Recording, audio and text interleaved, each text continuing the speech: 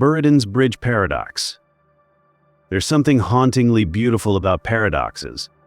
They don't just challenge our logic, they unravel the very threads of reality we think we understand. One such ancient and mesmerizing paradox comes to us from the heart of medieval philosophy, courtesy of the brilliant thinker Jean Buridan. It's known as Buridan's bridge paradox. And it's not just a thought experiment, it's a trap for your mind. A quiet riddle that whispers in the corridors of logic and truth, twisting every answer into a contradiction. At first glance, it seems like a simple situation. But as you lean in and try to grasp it, it starts slipping through your fingers, leaving behind nothing but doubt and wonder. This paradox doesn't just ask a question, it reveals the fragility of promises, the power of self-reference, and the mystery of meaning. Let us walk across this strange bridge together. Imagine the scene. A philosopher is about to cross a bridge guarded by Socrates. Yes, that's Socrates, the father of Western philosophy. But this is no ordinary crossing. Socrates, being a stern and logic-loving gatekeeper, gives the traveler a condition. If what you say is true, I shall let you cross. But if what you say is false, I shall throw you into the river. It's a test of truth. A simple rule.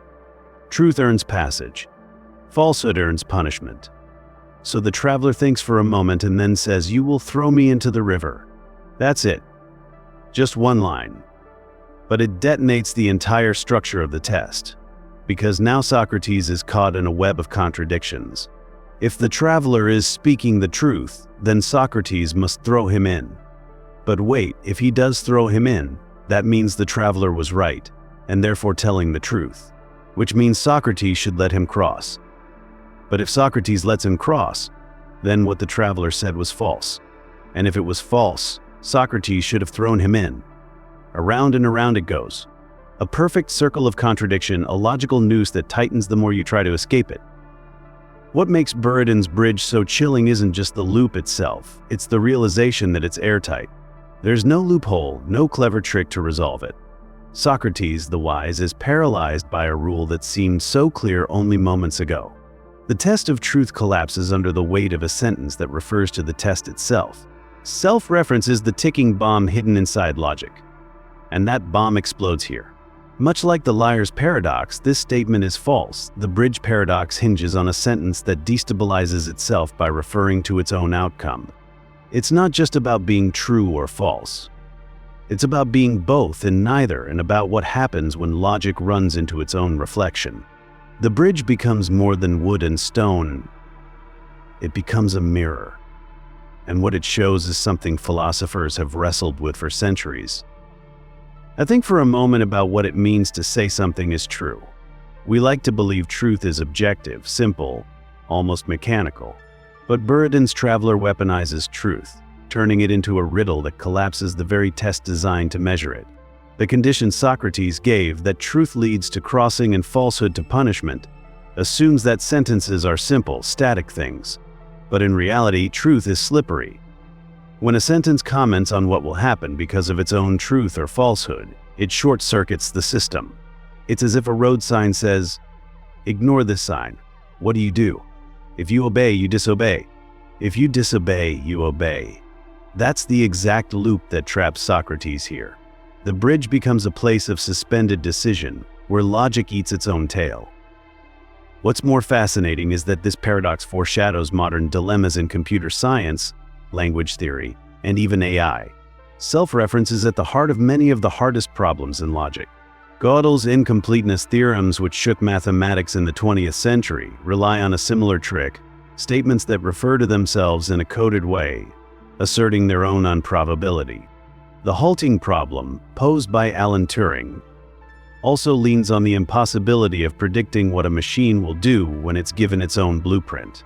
And if you dive into the world of law, ethics, or contracts, you'll find Buridan's bridge lurking there too. Imagine a legal clause that nullifies itself, or a promise that undoes its own validity. These aren't just puzzles, they're warnings. They tell us that systems, no matter how cleanly built, have blind spots. And sometimes those blind spots are exactly where logic breaks. Now imagine if Socrates tried to cheat the paradox. What if he just walked away? Or threw the traveler in and shrugged? That might seem like an escape. But even then, the contradiction persists. The rule is broken. The promise is betrayed. The condition meant to ensure fairness and clarity collapses in on itself. Some have suggested that the solution is to label the sentence neither true nor false, to step outside the binary. But even that doesn't save us. Because the condition is binary, it demands a judgment. True or false. Cross or drown. Logic in its purity has no gray zones. And so Buridan's traveler forces the system to crash, not with fire or sword, but with words. One sentence, one paradox, and everything stops. Philosophically, this paradox forces us to ask, what is the value of rules if those rules can be broken by their own design? What is truth if it can't always be applied consistently?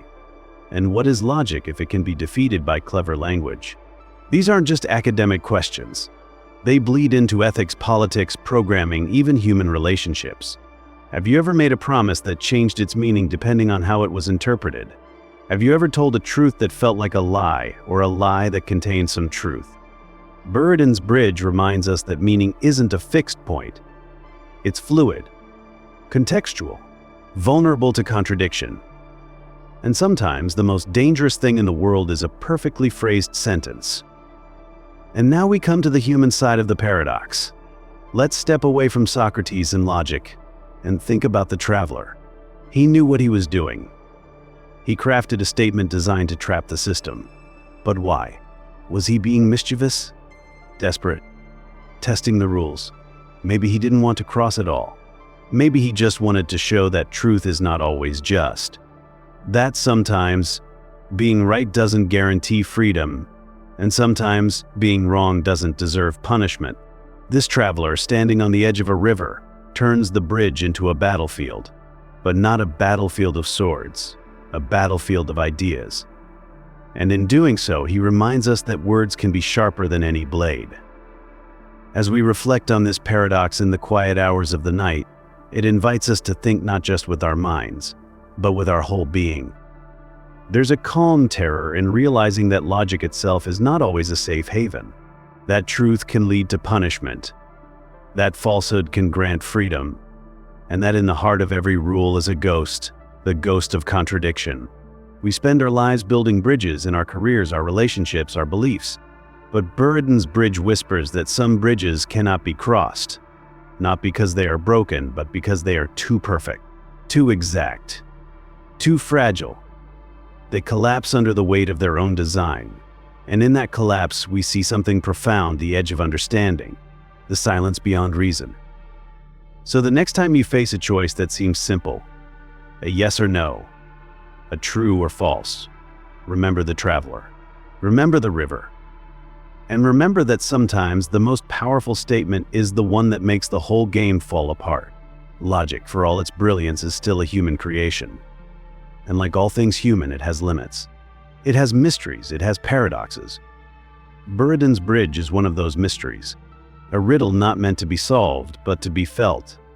A reminder that even the most precise minds must, at times, surrender to the unknown. Would you cross the bridge? Or would you say the sentence that makes the world pause? In the end, perhaps that's the true paradox, that to understand truth, we must first walk straight into contradiction and let ourselves be lost for a while in the beautiful, impossible loop of thought.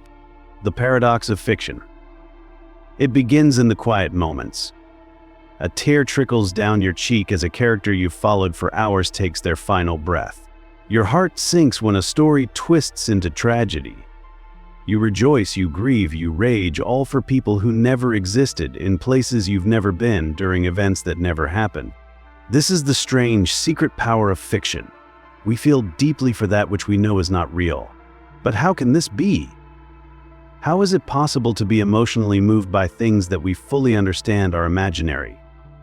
This is the heart of what philosophers call the paradox of fiction. And it's one of those quiet enigmas that sits just beneath everyday life, unnoticed until someone points at it. And when they do, everything suddenly feels a little strange, a little unsteady. Because this paradox doesn't break the world, it breaks your sense of how your own emotions are supposed to work. At first glance, it feels obvious. Of course we cry at movies. Of course we care about stories. But then you look deeper, and the contradiction becomes clear. There are three things that all seem to be true, but they can't all be true at once. First, we are often moved by fiction. We cry at books, get scared during horror films, fall in love with characters. Second, in order to feel genuine emotion, we must believe that the things we're responding to are real. We fear real threats, grieve real loss, love real people. And third, we know that fictional characters and events are not real. We don't believe that Frodo is truly in danger or that a dragon is actually attacking a village. But if all three statements are true, we're left with a contradiction. How can we feel something sincere for something we know is fake? This is the paradox, and it lingers like a soft fog around every novel, every movie, every bedtime story. You might think the solution is simply to say, well, emotions don't have to be logical. But philosophers aren't satisfied with that. Because this isn't just a minor quirk, it touches something deep in how we understand ourselves. Emotions are supposed to reflect our understanding of the world. If we see someone fall, we feel concerned because we believe they might be hurt. If we hear a friend is in trouble, we worry because we assume it's true. But with fiction, that assumption vanishes. We know it's made up. We know the writer could change everything with the stroke of a pen. And yet the emotions come anyway. We hold our breath, clench our fists, cry, laugh, cheer, all for shadows on a screen or ink on a page. Something doesn't add up. The paradox of fiction isn't about art, it's about the relationship between belief and feeling. Some philosophers try to resolve the paradox by saying that our emotions toward fiction are not real emotions. They are quasi-emotions, pretend feelings, emotional simulations. When we watch a sad film, they argue we are not truly grieving, but merely playing along with the story, engaging in a kind of emotional make-believe. It's like children pretending to be scared of a monster in a game. They're not truly terrified, just immersed in the fiction. But this explanation feels thin. Because when you cry during a powerful scene or feel your heart race during a thriller, it doesn't feel pretend. The tears are real. The tension is real. And some stories leave marks that last for years. Are we really to believe that all this is just emotional theater? Others suggest a different approach. They say that while we don't believe the story is real, we temporarily suspend disbelief. For the duration of the story, we let ourselves behave as if the events were real. It's a kind of emotional contract we agree to feel, even though we know better. But this also raises questions. How do we choose to suspend disbelief? Can belief be turned on and off like a switch? If we truly believed the story, we'd call the police during a horror film or leap to stop a villain in a drama. But we don't. We stay seated. We eat popcorn. We know it's fiction. And yet, again, the emotions come. This paradox isn't dissolving. It's deepening. Now let's step outside philosophy for a moment and look into the world of psychology. Human beings are strange creatures. Our brains are wired not just for survival, but for simulation. We imagine futures, replay pasts, invent scenarios. Fiction taps into that simulation engine. When we read a novel or watch a film, our brains light up as if we're experiencing those events ourselves. Neurologically, the line between watching and doing, between seeing and feeling, is blurry. Empathy circuits fire. Mirror neurons activate. It's not just that we imagine pain, we feel it as if it were our own. And maybe this is the real secret of fiction. Not that it deceives us, but that it bypasses belief entirely and speaks directly to emotion. We don't believe the character is real, but our brain responds as if they were. The story becomes a kind of emotional illusion, true in effect, even if false in form. And what does this say about us? It says that we are beings who crave connection, not just with people, but with patterns, with stories, with symbols. A well-told tale becomes a vessel. The character may not exist, but the experience does. When we mourn a fictional death, we're not grieving the loss of a person. We're grieving the end of a relationship, the collapse of a world we inhabited, however briefly. The emotions are real because we are real in those moments. Fiction gives us a safe place to feel, to explore, to hurt and heal without consequence. It's not fake emotion. It's real emotion directed toward a fictional target. And maybe that's not a paradox, it's a gift. Still, the puzzle lingers. If we can be moved by things we know aren't real, then what does that say about truth? About art? About the value of experience? Does it mean that reality is less important than how something makes us feel? Can lies be beautiful if they move us? Can stories teach us truths that facts never could? This is where the paradox of fiction opens up into something larger, something existential. Because fiction at its best doesn't just entertain, it reveals. It shows us ourselves, our fears, our hopes, our contradictions. And in that mirror, we sometimes find more truth than in any documentary or scientific report. As Picasso once said, art is a lie that tells the truth. The paradox of fiction also reminds us how vulnerable we are to narrative. We follow characters through impossible worlds and cry when they die. But we also believe the stories we tell about ourselves, about our nations, our history, our future. Not all fiction comes wrapped in a novel or film. Some of it hides in our identity, our memory, our hopes. We are storytelling creatures. And sometimes the most dangerous fictions are the ones we don't recognize as fiction at all. If we can feel deeply for imaginary people, what happens when we stop questioning the stories we've been told in real life? In the end, maybe the paradox of fiction isn't meant to be solved. Maybe it's meant to be felt. A quiet reminder that emotion is not always rational, that the human heart is not bound by logic, and that the stories we tell, though fictional, touch something deeper than truth. They awaken empathy. They stretch imagination. They bind us to people we've never met and places we'll never go. And in doing so, they remind us that our capacity for feeling is one of our most mysterious and most beautiful traits. So the next time you find yourself crying over a character or cheering for a hero or missing a story long after it's ended, don't question your emotions. Don't try to explain them away.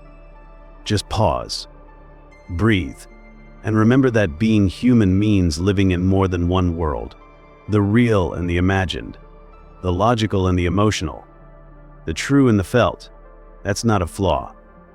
That's our design. And within that strange design, the paradox of fiction waits for us, not to solve it, but to feel it. Again and again, in the dark glow of a screen, the rustle of a page, or the echo of a story told before bed. And perhaps that's the most important truth of all, that fiction, in its paradoxical way, allows us to feel what it means to be fully alive. Fitch's paradox of knowability. There's something quietly unsettling about truths we can never know. As if the universe is keeping secrets not because we're not smart enough, but because some truths are by their nature unseeable. This is the eerie heart of Fitch's paradox of knowability. It sounds abstract at first, just a puzzle of epistemic logic, a play on words and symbols. But once you sit with it, once you let it whisper in the quiet corners of your mind, it begins to unravel something deeper. This paradox doesn't just ask what is true, it asks whether truth itself is meant to be known. And if some truths are fated to be forever hidden, then what does it mean to say they're true at all? Let's begin with a simple, hopeful idea: all truths are knowable. This is the starting point of the paradox. It's an optimistic view of the universe, one that says if something is true, then, at least in principle, it can be discovered. This isn't saying we do know every truth. Just that every truth could be known if we tried hard enough or lived long enough or reached far enough. This idea has long appealed to philosophers, scientists, and dreamers alike. It means that the unknown isn't unknowable, just undiscovered. That truth is out there waiting. But in 1963, philosopher Friedrich Fitch showed that this simple, intuitive principle leads to a disturbing conclusion. If all truths are knowable, then all truths are already known. That's the paradox. At first glance, this feels wrong. We're surrounded by mysteries, the depths of consciousness, the nature of dark matter, the lives of strangers, the past we never recorded. If every truth were already known, we wouldn't have questions, we'd only have answers. But Fitch's logic is tight. He showed that if you accept the statement every truth is knowable, and you follow the rules of modal logic, then you must also accept that every truth is known. In other words, the only way to preserve the idea that all truths can be known is to assume that someone already knows them all. And if that's not the case, then you're forced to admit that some truths can never be known, even in principle. To see how this unfolds, imagine a truth that no one currently knows. For instance, imagine that there's a number, say the billionth digit of pi, that's never been computed. It's still a truth, it exists in the abstract space of mathematics, but no one knows it yet. The knowability principle says this truth could be known. So far, so good. But now suppose that there exists a truth that's true, but will never be known by anyone. For example, this sentence is true, but no one will ever know it. That's where the trap snaps shut. If this sentence is true, then, according to the principle of knowability, it must be possible to know it. But if someone ever does come to know it, it becomes false because it says no one will ever know it. We're caught. Either the truth is unknowable, or knowing it makes it no longer true. This is the self-referential snare at the core of Fitch's paradox. It's not just about what we know, it's about what's possible to know, and how the very act of knowing transforms the truth it tries to grasp. The paradox works because of a delicate trick in logic. It's one thing to say, every truth is possibly known, and another to say, if something is true, then it is possible that it is known. But Fitch shows that these two ideas can't both live in the same logical house. Either you admit that some truths are forever beyond reach, or you believe that somehow, everything that can be known is already known. And both options leave you staring into a kind of philosophical abyss. What makes this so strange is that it challenges our very idea of truth. We often think of truth as independent, something that just is, regardless of whether anyone sees it. The tree that falls in the forest makes a sound, even if no one is there to hear it. But Fitch's paradox whispers a more troubling possibility. Maybe some truths need to be known to even matter. Maybe a truth no one can ever discover is like a book sealed in a box, forever unread, its meaning lost in silence. Is it still a book? Is it still a truth? Or is it something else, something ghost-like, present and absent at the same time? Some philosophers have tried to escape the paradox by rejecting the knowability thesis altogether.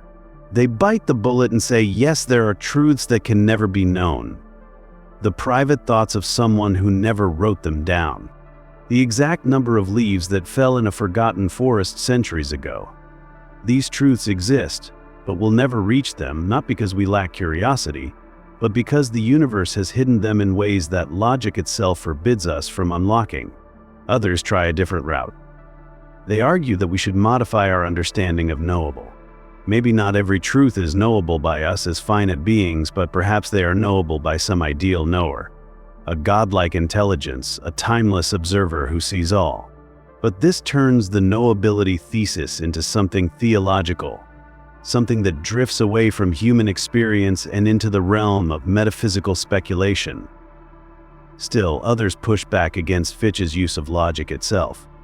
Maybe the rules he followed, rigid, mathematical, formal, don't capture how human knowledge really works.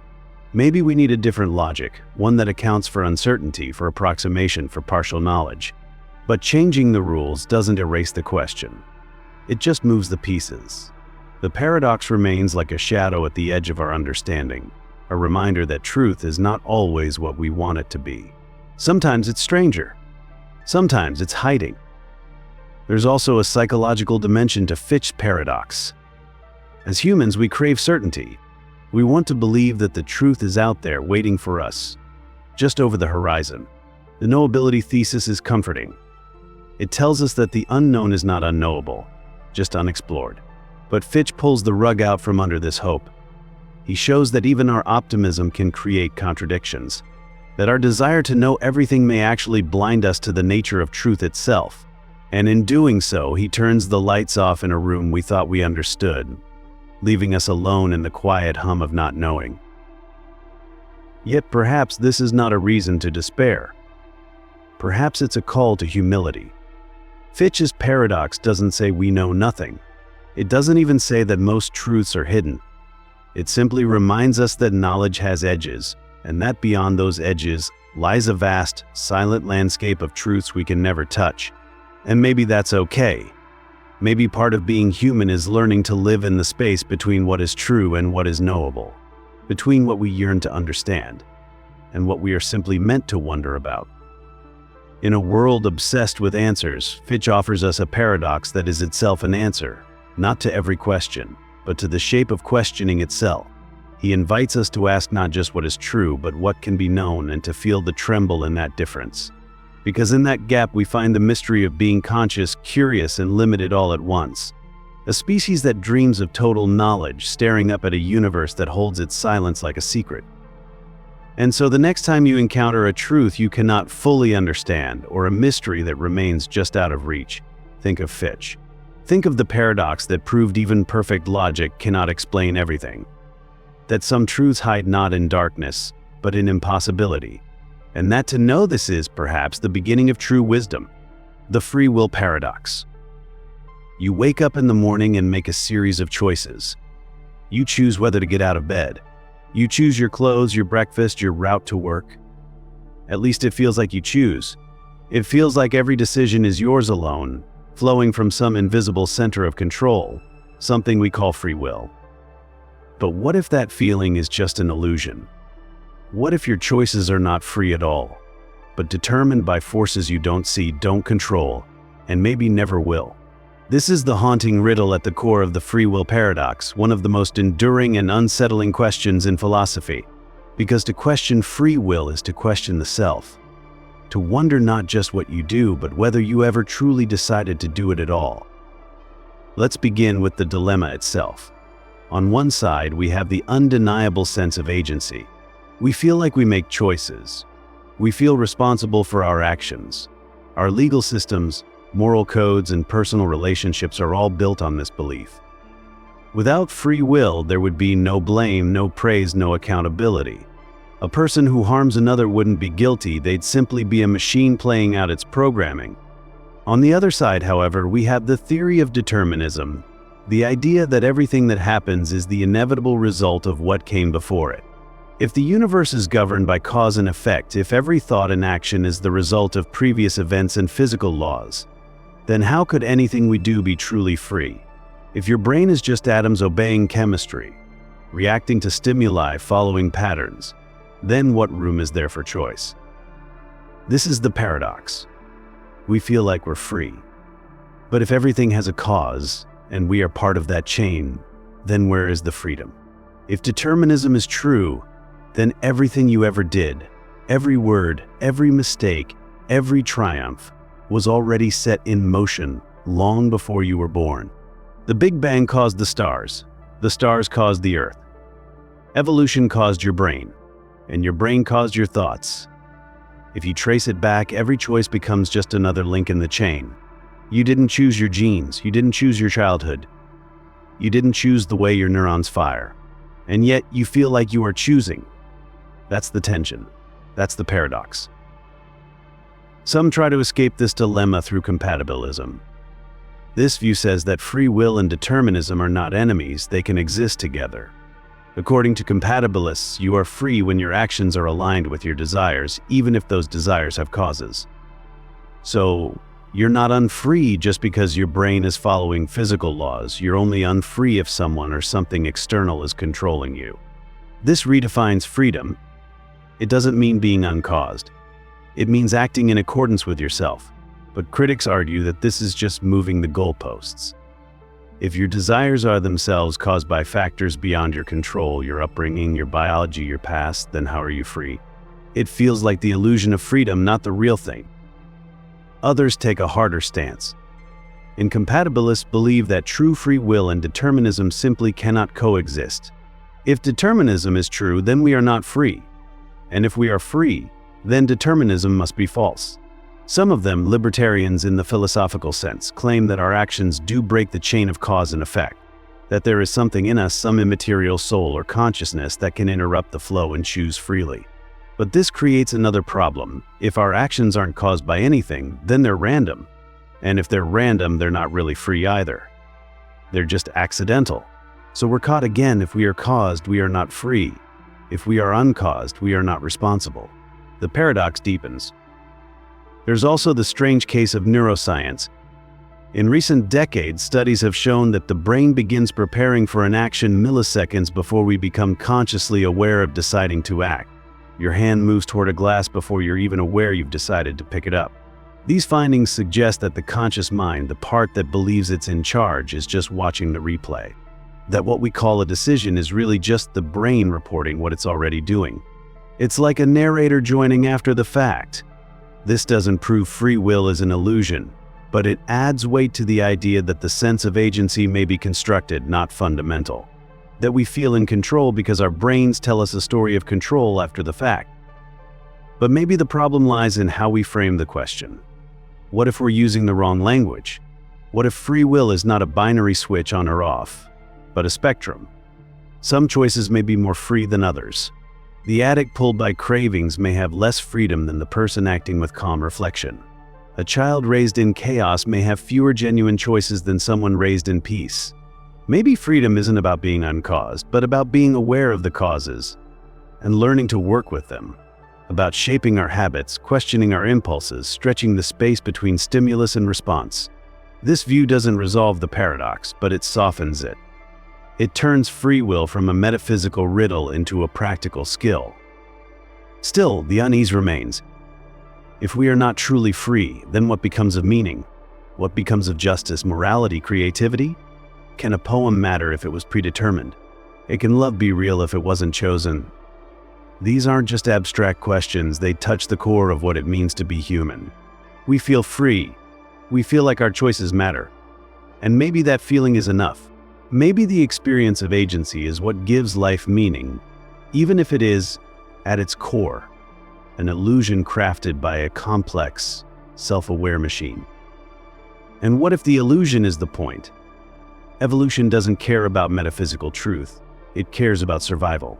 A creature that believes it has agency is a creature that takes action, plans ahead, takes responsibility. Maybe consciousness evolved not to give us control, but to make us believe we have it. Because that belief drives progress, cooperation, and care. It gives rise to guilt and pride, to hope and regret. And even if it's a dream, it's a powerful one. A dream that moves the world. There's also a deeper, more mystical way to look at it. Some spiritual traditions, like certain schools of Buddhism, suggest that the self itself is an illusion, that there is no inner chooser, no enduring agent, just a flow of thoughts, sensations, causes, and effects. To these traditions, freedom comes not from asserting will, but from letting go of it, from seeing the self as a wave in the ocean, not the master of the sea. In this view, the paradox dissolves. We are not caught between freedom and fate, we are the dance of both. So where does that leave us? Perhaps with a quiet humility, perhaps with a deeper appreciation for the mystery of what we are. The free will paradox doesn't tell us we are robots. It tells us that the line between choice and cause is blurred, that the self we take for granted may be stranger, more fluid, more fragile than we imagine.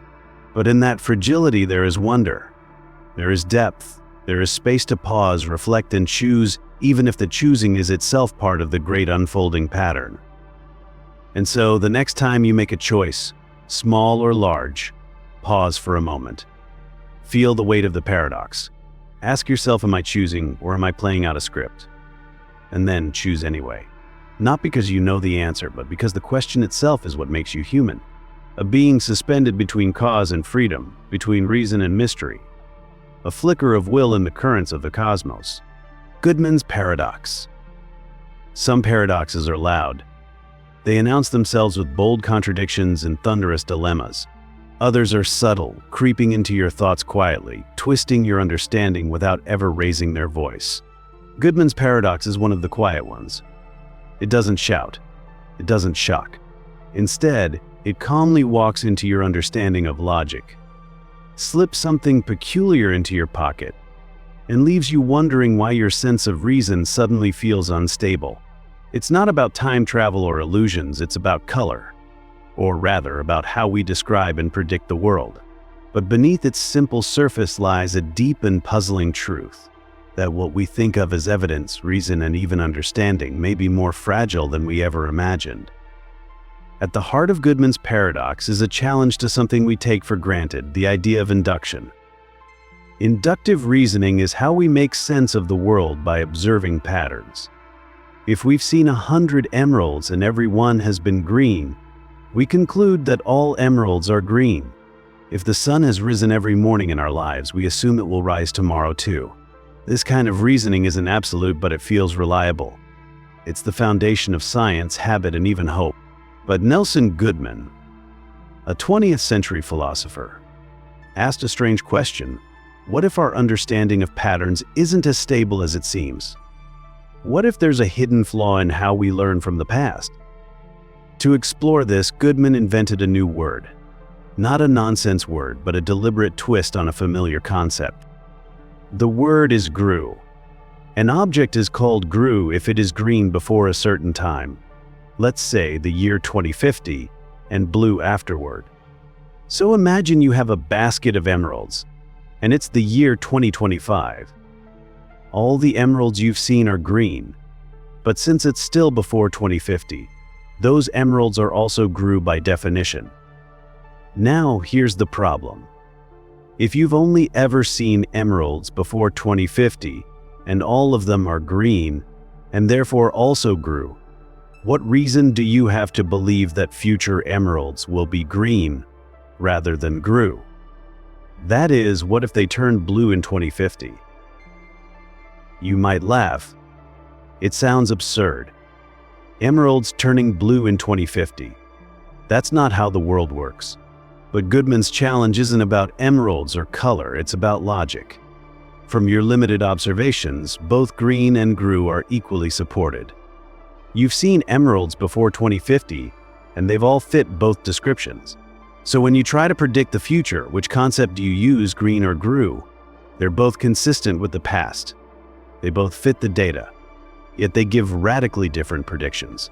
One says emeralds will stay green. The other says they will suddenly shift to blue. And here's the twist, the only reason we prefer green is because it feels more natural, more familiar. But logic alone can't tell us which is right. This is the paradox. Inductive reasoning, which is supposed to be a pillar of rational thought, turns out to be dependent on the language we use, on the concepts we take as basic. Goodman's paradox shows that there is no purely logical reason to favor green over GRU. Both are equally valid descriptions, until we bring in something more, something like simplicity or naturalness or habit. And once we do that, we've left pure logic behind and entered the realm of philosophical taste. That's what makes this paradox so unsettling. It doesn't say that logic fails, it says that logic alone is not enough. What Goodman revealed is that our ability to generalize from past experiences depends on how we carve up the world, on which concepts we choose as foundational. For centuries, we believed that logic and observation were enough to understand reality, that if we watched carefully and reasoned clearly, the universe would reveal its secrets. But Goodman pulled back the curtain and showed us that even our most basic tools, words like green and blue, are not neutral. They are choices. And those choices shape what we think we know. There's a deep lesson here, not just for philosophers, but for anyone who seeks truth.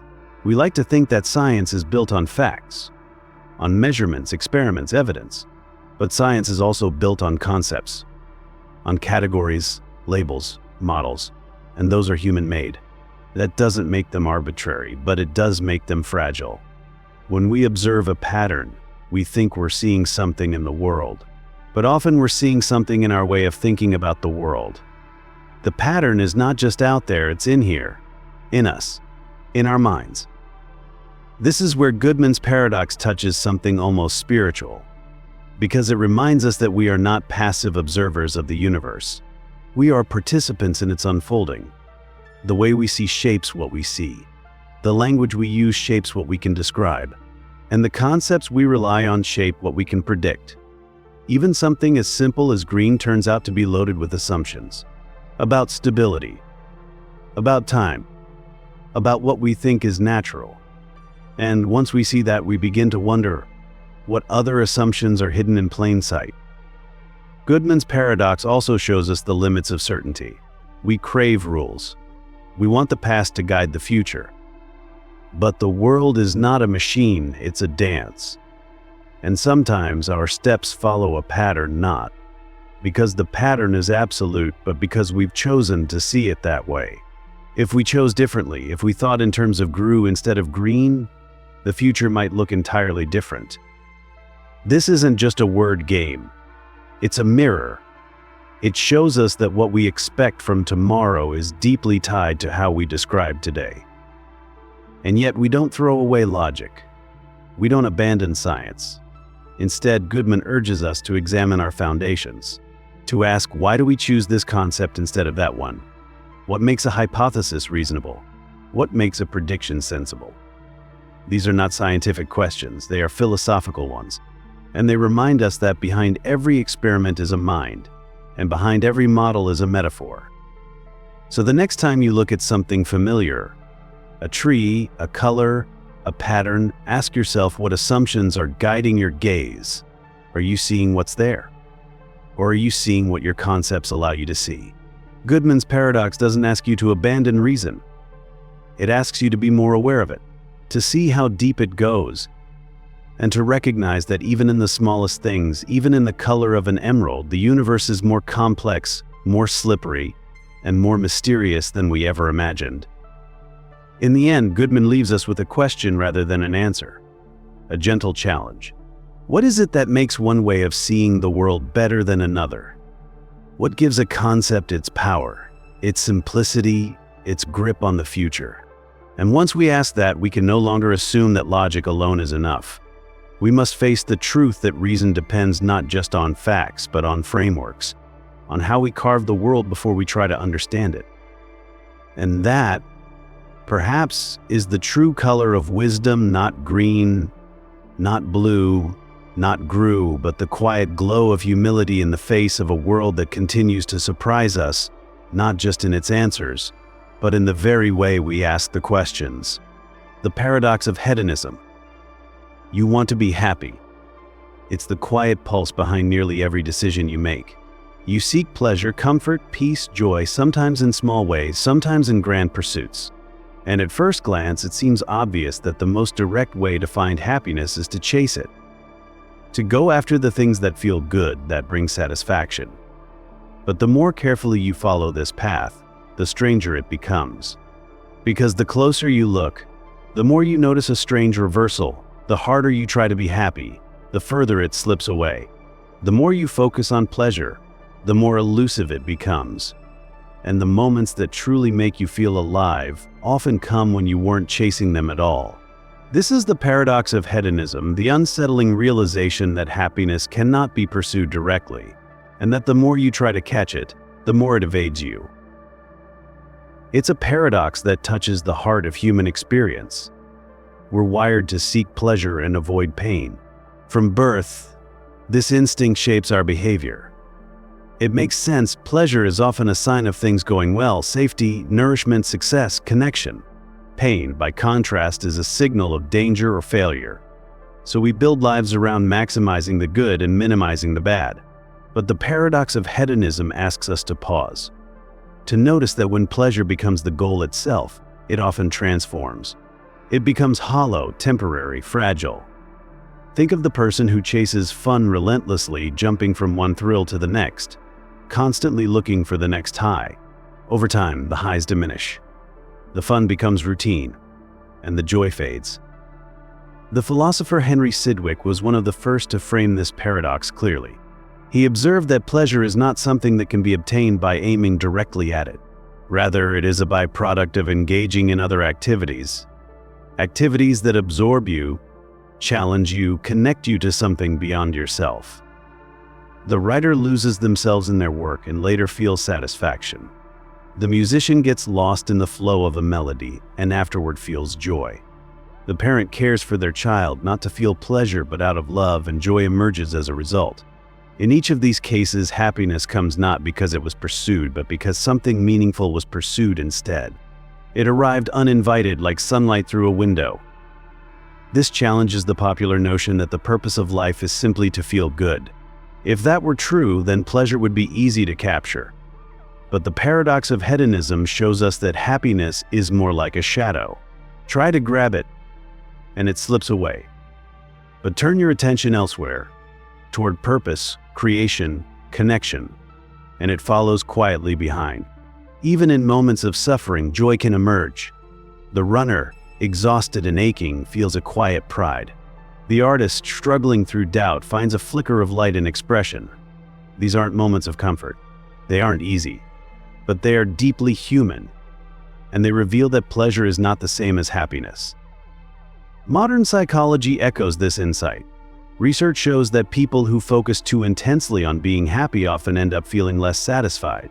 Why? Because the pressure to be happy becomes a burden. Every moment is judged. Am I happy yet? Is this enough? And this self-surveillance takes us out of the experience itself. It turns life into a performance and joy into a scoreboard. But people who focus on other goals, learning, growing, connecting, helping, often report higher well-being. Not because they're chasing happiness, but because they're immersed in life. They forget to check whether they're happy, and in forgetting, they often find that they are. There's also a moral thread to this paradox. If everyone pursued only their own pleasure, the world would become chaotic. Relationships would fray. Trust would erode. Communities would collapse. But when people act out of care, respect, duty, or love, when they consider others as much as themselves, something strange happens. They often feel happier. The act of giving creates joy. The act of serving brings purpose. This isn't sentimentality, it's a real inversion of the hedonistic model. It suggests that humans are wired not just for pleasure, but for meaning. And that meaning cannot be found by looking in a mirror.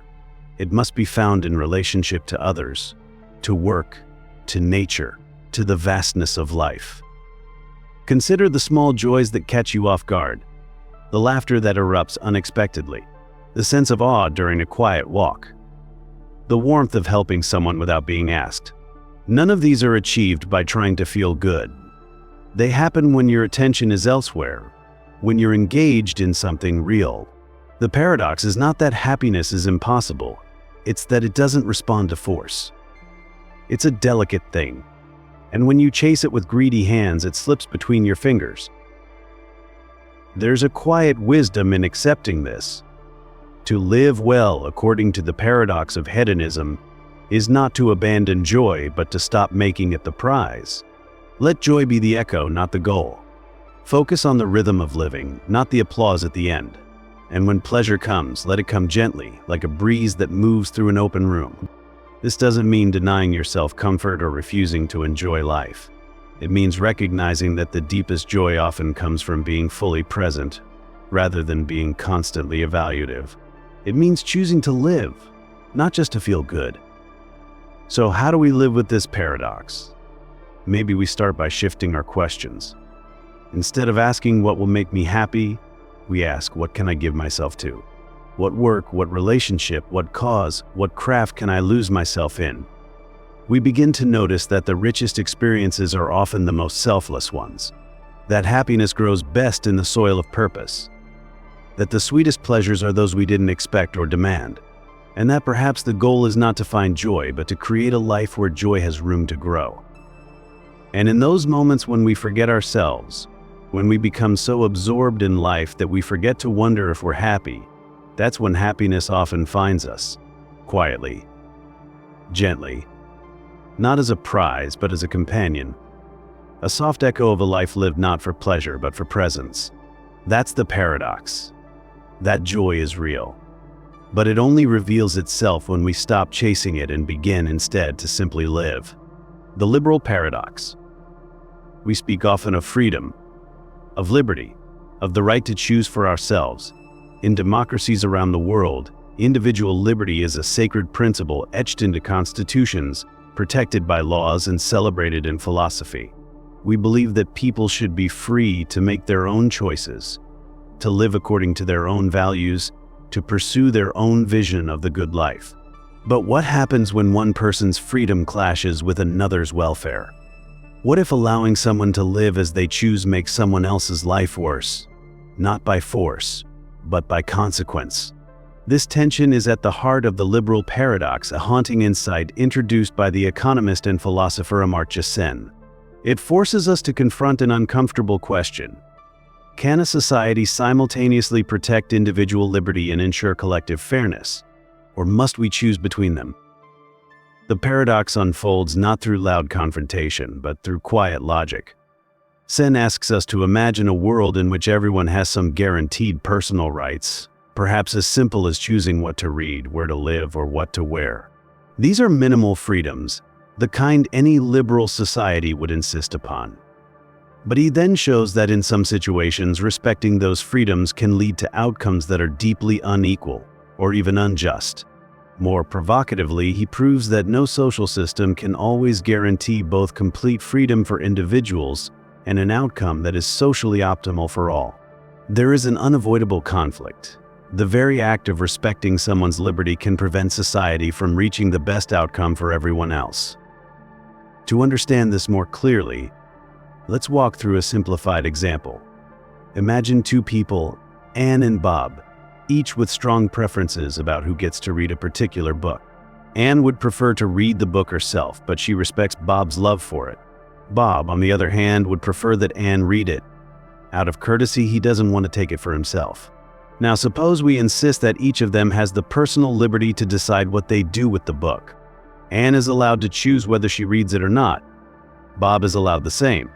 Given their preferences, Anne may decide to let Bob have it, thinking it'll make him happier. And Bob may do the same, thinking it'll please Anne. But in the end, no one reads the book.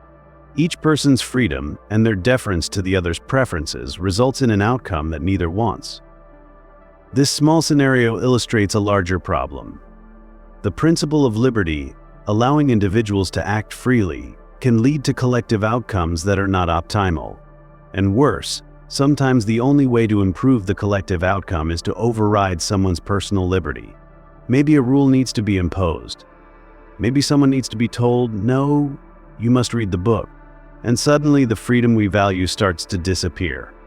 This is the paradox. Protecting freedom may require limiting it, and achieving fairness may demand interference. A liberal society must either tolerate inefficiencies or accept the erosion of liberty. Sen's paradox strikes at the heart of political philosophy.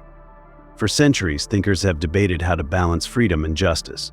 John Stuart Mill emphasized individual liberty as a foundational good. John Rawls argued for fairness and equality as the bedrock of justice. But Sen shows that these two goals, liberty and fairness, can sometimes pull in opposite directions. A society cannot always maximize both. There will be trade-offs, and these trade-offs are not merely theoretical. They play out every day in law, in economics, in policy, in life. Consider real-world examples. Imagine a society where every person is free to use as much water as they wish. That sounds fair. But if too many people take too much, rivers dry up, crops fail, and the community suffers. Limiting water use would help everyone, but it would also mean restricting personal freedom. Or consider public health. In a pandemic, one person's right to refuse a vaccine might increase the risk for others. Should that freedom be respected?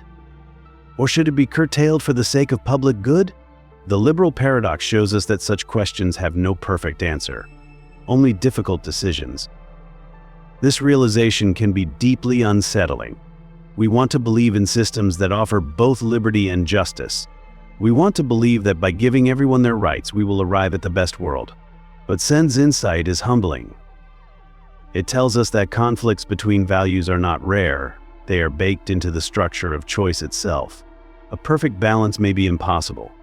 What we must seek instead is negotiation, compromise, dialogue. We must accept that freedom, like fairness, is not absolute but always part of a larger equation. Yet this doesn't mean giving up on liberty. It means being more honest about it, being aware of the moments when freedom for one becomes a burden for another. It means recognizing that rights come with responsibilities, and that every choice happens within a web of consequences. The beauty of Sen's paradox is not that it destroys our ideals, but that it deepens them. It invites us to ask harder questions. What kind of freedom are we protecting? At what cost? And for whose benefit? The liberal paradox also calls for humility in political debate. Too often we act as if the values we cherish can exist in pure form, unchallenged and unchanging. But real societies are messy. Real lives are complex. And real justice often means accepting that no principle, however noble, can stand alone. Liberty matters. So does fairness. But when they clash, we must navigate the tension, not with dogma, but with care. In a strange way, the paradox reveals a deeper truth, that the pursuit of a good society is not about finding one ideal and maximizing it. It's about learning to live with competing values, to weigh them, balance them, and adapt as circumstances change. This is not weakness, it is wisdom. A mature society does not pretend that liberty and fairness never collide. It learns how to handle the collision with grace. So what can we take from the liberal paradox as individuals?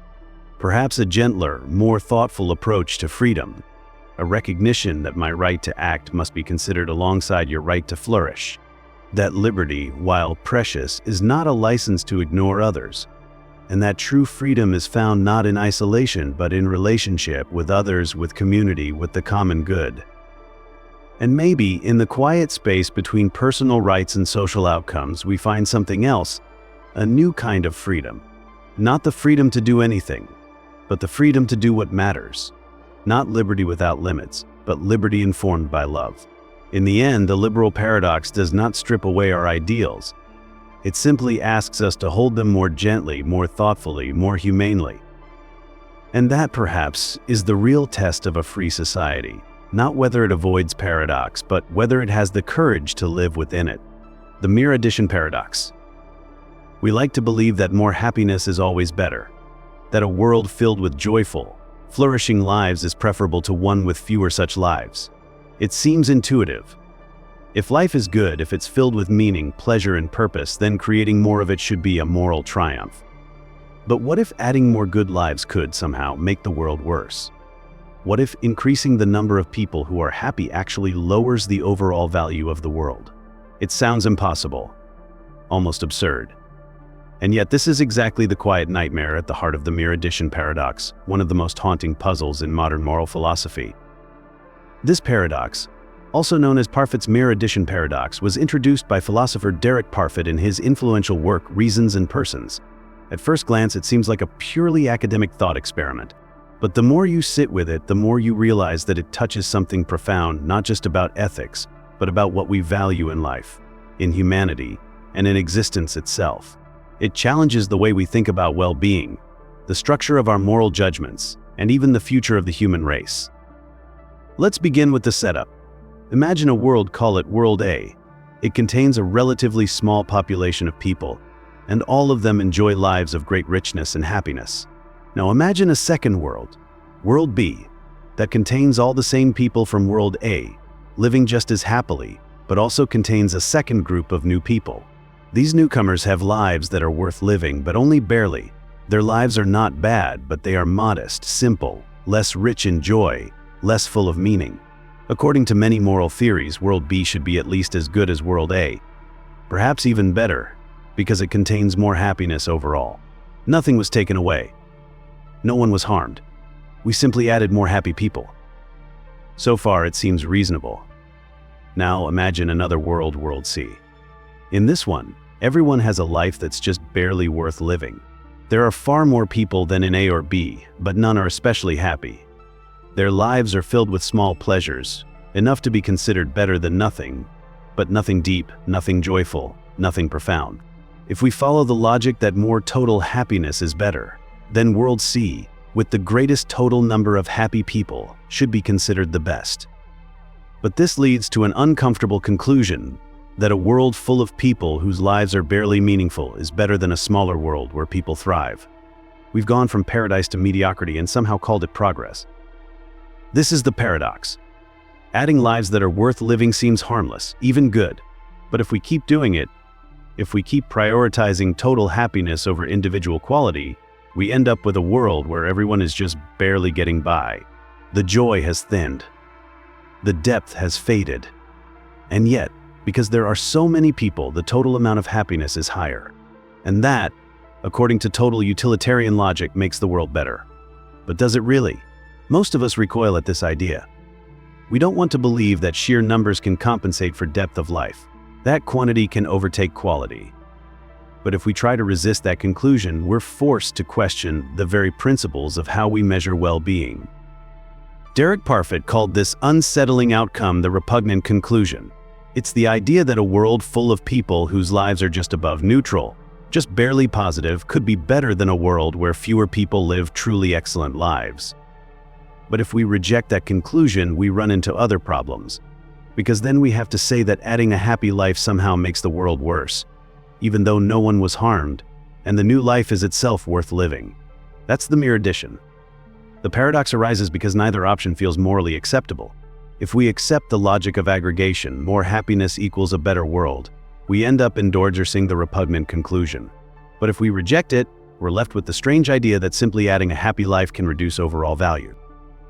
And so we're caught between the logic of numbers and the intuition of meaning, between a cold calculus and a deeply human sense that how we live matters more than how many of us live. Some philosophers have tried to resolve this paradox by redefining how we evaluate moral worth. Instead of looking at total happiness, they propose using average happiness. But this leads to its own contradictions. Under average utilitarianism, adding a new person with a slightly lower than average life would lower the moral value of the world, even if their life is joyful and fulfilling. That seems wrong too. Others suggest more complex models that weigh distribution, inequality, and moral desert, but none offer a clean escape.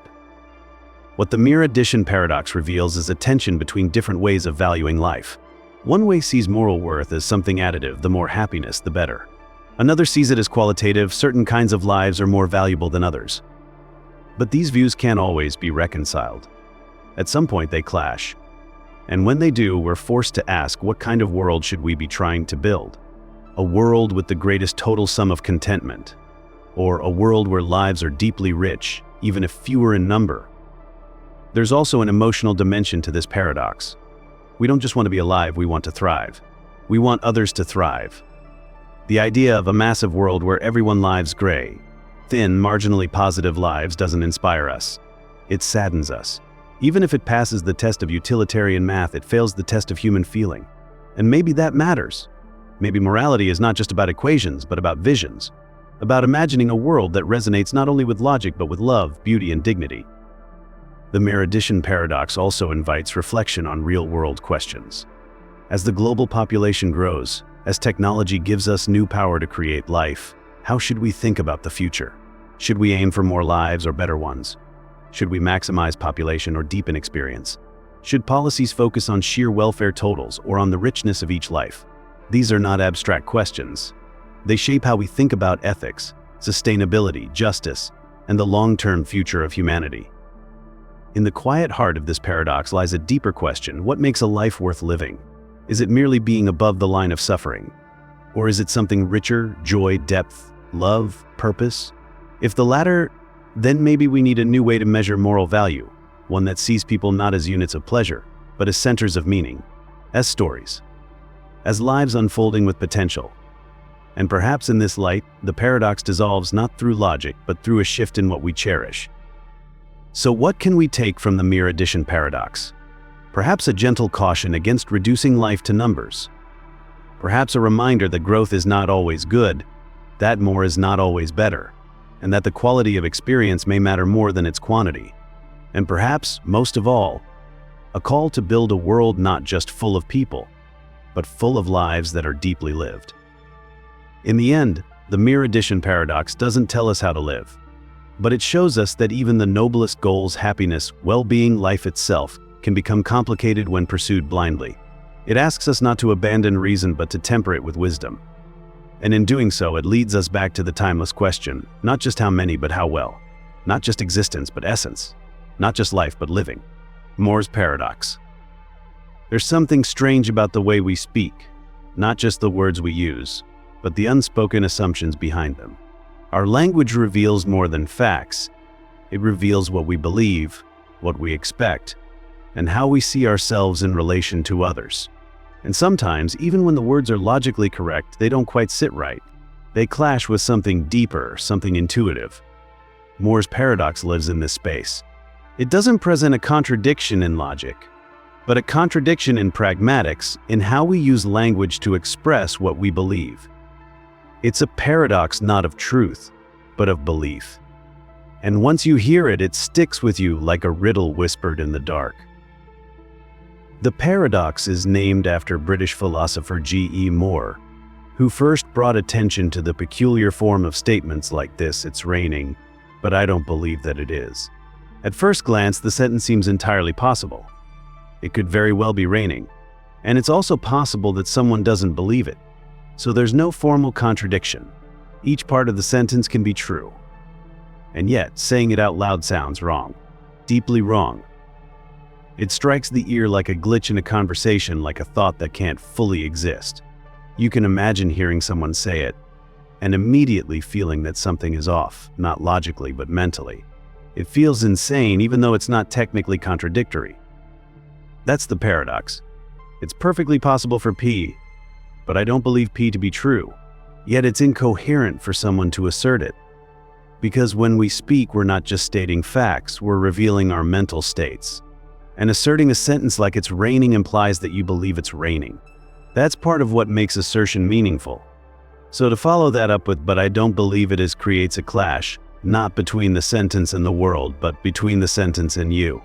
It reveals a strange fracture in your relationship to your own beliefs. Moore's paradox doesn't stop there.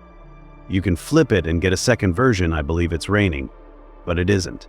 Again, each part could be true.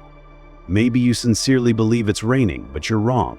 Still, asserting it out loud, framing it as your own belief and then denying its truth, creates another strange tension. Why say it at all? If you believe it's raining, why immediately undercut that belief? The sentence becomes unstable, like a seesaw balanced on contradiction. It doesn't break the rules of logic, but it breaks the rules of communication. It violates the invisible contract between speaker and listener. Philosophers have tried to unpack this oddity in different ways. One explanation points to the norms of assertion. When you assert something, you're not just expressing a thought, you're claiming that it's true and that you believe it. So when someone says it's raining, they're not just describing the weather, they're revealing their mental state. "I believe it's raining, and I'm inviting you to believe it too." To then add, "but I don't believe it," pulls the rug out from under that invitation. It creates a kind of speech act contradiction. You're doing something with your words that your words themselves deny. Another angle comes from the study of belief itself. Belief is not just a passive mental state, it's connected to behavior, to consistency, to self-awareness. If someone truly believes something, we expect that belief to guide their actions and speech. So when someone admits, "I don't believe it's raining," and yet says it's raining, they're expressing a belief and denying it at the same time. That's what feels insane, not because it's logically false, but because it's psychologically fragmented. It's a mind in conflict with itself. But there's a deeper, more philosophical layer to Moore's paradox. It asks us to think about what it means to believe something, and how our beliefs relate to truth. Can we believe something without knowing it's true? Certainly.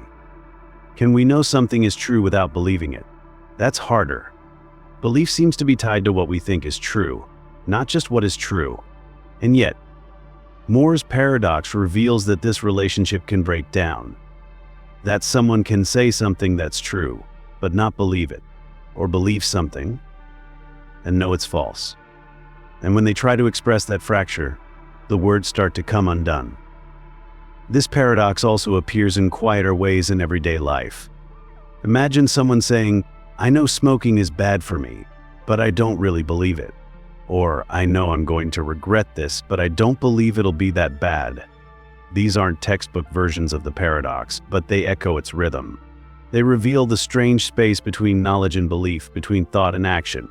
They show how easy it is for our minds to split, to hold truths at a distance, to act against what we claim to believe, to live in contradiction without realizing it. Moore's paradox reminds us that being rational isn't just about avoiding falsehood. It's about being aligned, about having our beliefs, our words, and our actions reflect each other. When that alignment breaks, something deeper is lost. Not logic, but coherence, integrity, sanity. And that's what makes the paradox so haunting. It's not about being wrong, it's about being out of sync with yourself. Some philosophers argue that the paradox is less about language and more about self-knowledge. To say it's raining, but I don't believe it suggests a failure to understand your own beliefs. And belief, they argue, is not something we can be mistaken about in this way. If you believe something, you believe it. If you don't, you don't. So to say both in the same breath is like saying I'm asleep right now. It points to a breakdown in self-awareness, a kind of cognitive dissonance made audible. And yet there's a strange comfort in this paradox too, because it reflects something deeply human. We are not perfectly rational machines. We are messy, layered, full of contradictions. Sometimes we do say things that don't line up with what we feel. Sometimes we act against our own beliefs. Sometimes we're confused about what we know or uncertain about what we believe. And Moore's paradox gives us a mirror, not to condemn us, but to reflect that fragility, to remind us that self-awareness is not always clear-cut, that even in our own minds we sometimes hear two voices speaking at once. So what do we do with Moore's paradox? We don't solve it in the traditional sense. We feel it. We notice it. We become more attentive to the strange dance between language and belief.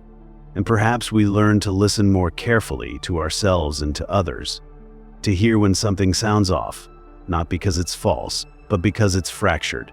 And in that noticing, we move a little closer to coherence, a little closer to wholeness.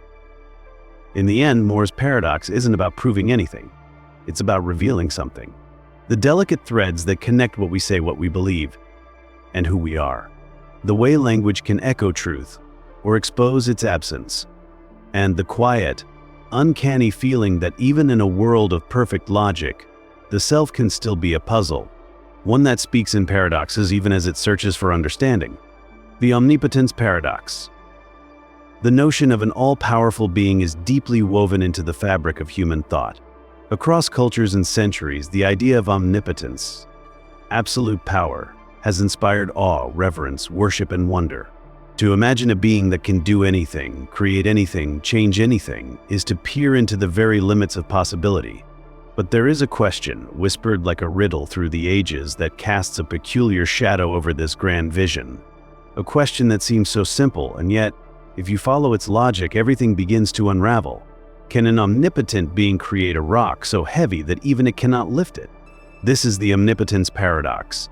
And though it sounds like a joke or a clever twist of language, it holds within it a profound and haunting challenge, one that questions not just the idea of unlimited power, but the very coherence of the divine. Let's begin with the paradox itself. If the answer is yes, if the being can create such a rock, then there is at least one thing it cannot do: lift the rock. And if the answer is no, if it cannot create the rock, then there is at least one thing it cannot do: create something beyond its lifting power. In either case, there is something this being cannot do, and so it seems omnipotence collapses. A power that is limited, even by a contradiction of its own making, is no longer truly all-powerful. This is the strange and quiet trap of the paradox. It turns omnipotence against itself, like a serpent devouring its own tail. The puzzle is more than wordplay. It's a philosophical fracture that splits the idea of infinite power into pieces. And the more you think about it, the stranger it becomes. Because the problem isn't just about rocks, it's about language, logic, and the limits of possibility itself. Can omnipotence include the power to defy logic? Can it do the impossible? Can it create square circles, married bachelors, or make 2 + 2 = 5? If the answer is yes, then omnipotence is no longer bound by reason. It becomes incoherent, chaotic, meaningless. But if the answer is no, if even omnipotence must obey the rules of logic, then it is not truly unlimited. It is powerful, yes, but within a system it cannot override. Philosophers have wrestled with this in different ways. Some argue that omnipotence should be defined more carefully, not as the ability to do anything, but as the ability to do anything that is logically possible. In this view, contradictions are not things at all, but errors in language. Creating a rock so heavy that an omnipotent being cannot lift it is like saying drawing a colorless color. It's nonsense, not a real task. To ask an all-powerful being to perform a contradiction is not to ask it to do something difficult, it's to ask it to do something meaningless. And under this view, omnipotence remains intact, but only within the bounds of coherence. Others take a more radical approach. They suggest that a truly omnipotent being must be able to transcend logic itself, that it can do the impossible, even the nonsensical. But this raises another problem. If logic no longer applies, then so do all definitions. If 2 plus 2 can be 5, then words mean nothing, consistency collapses, and thought itself begins to dissolve. In a world where omnipotence breaks logic, we lose our ability to even describe what omnipotence means. And in that moment, omnipotence becomes not divine, but chaotic, a force not of creation, but of confusion. There's also a theological layer to this paradox. For those who believe in a personal God, one who is not only powerful but also wise, just, and loving, the paradox is even more delicate. Because omnipotence must harmonize with other attributes. A God who is both all-powerful and all-good would not act in ways that are arbitrary, self-defeating, or absurd. And so, many theologians argue that God's power is perfect, not reckless. That omnipotence does not mean the power to do nonsense, but the power to do anything worth doing. And perhaps this is the key to understand omnipotence not as brute force, but as perfect capability. The ability to bring about any possible state of affairs in harmony with reason, justice, and love. Still, the paradox persists. Not because it can't be answered, but because it reveals the fragility of certain ideas when taken to extremes. It shows us that the concept of infinity, whether in power, knowledge, or love, is not as simple as it seems. Infinity bends the mind. It stretches concepts beyond their normal limits. And sometimes, when pushed too far, it breaks them. The omnipotence paradox is a warning. A gentle reminder that even our highest ideas are shaped by the structure of thought, the bounds of reason, and the language we use to frame reality. There's also something quietly human in this paradox. Because we too often imagine our own versions of omnipotence. We dream of having total control over our lives, of being able to fix every problem, achieve every goal, avoid every failure. But what would that really mean? Would it be freedom or isolation? Would it be peace or madness? If you could control everything, would life have meaning? Would choice matter? Would love, which depends on freedom and vulnerability, even exist? The paradox of omnipotence reflects not just a puzzle about God, but a question about power itself, and whether the pursuit of limitless control leads not to greatness, but to contradiction. In literature and myth, we often see echoes of this idea. The powerful figure who, in gaining total strength, loses something vital. The genie whose wishes twist into curses. The king who controls everything yet lives in despair.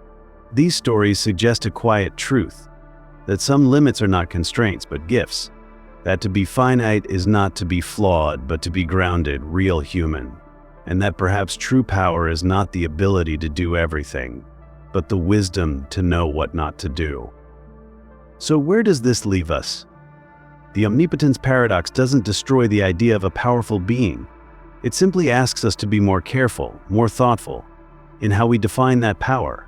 It reminds us that language has limits, that logic has structure, and that even our most exalted ideas must rest on coherent foundations.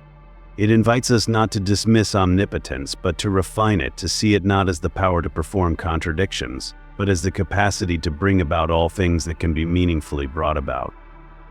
And perhaps in this view, omnipotence becomes not a paradox, but a perfection.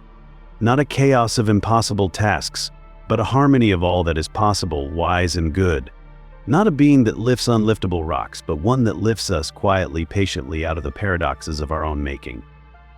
So the next time you hear the question, can an omnipotent being create a rock it cannot lift? Pause. Smile.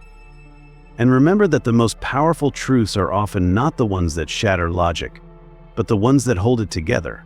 Not the ones that defy reason, but the ones that deepen it.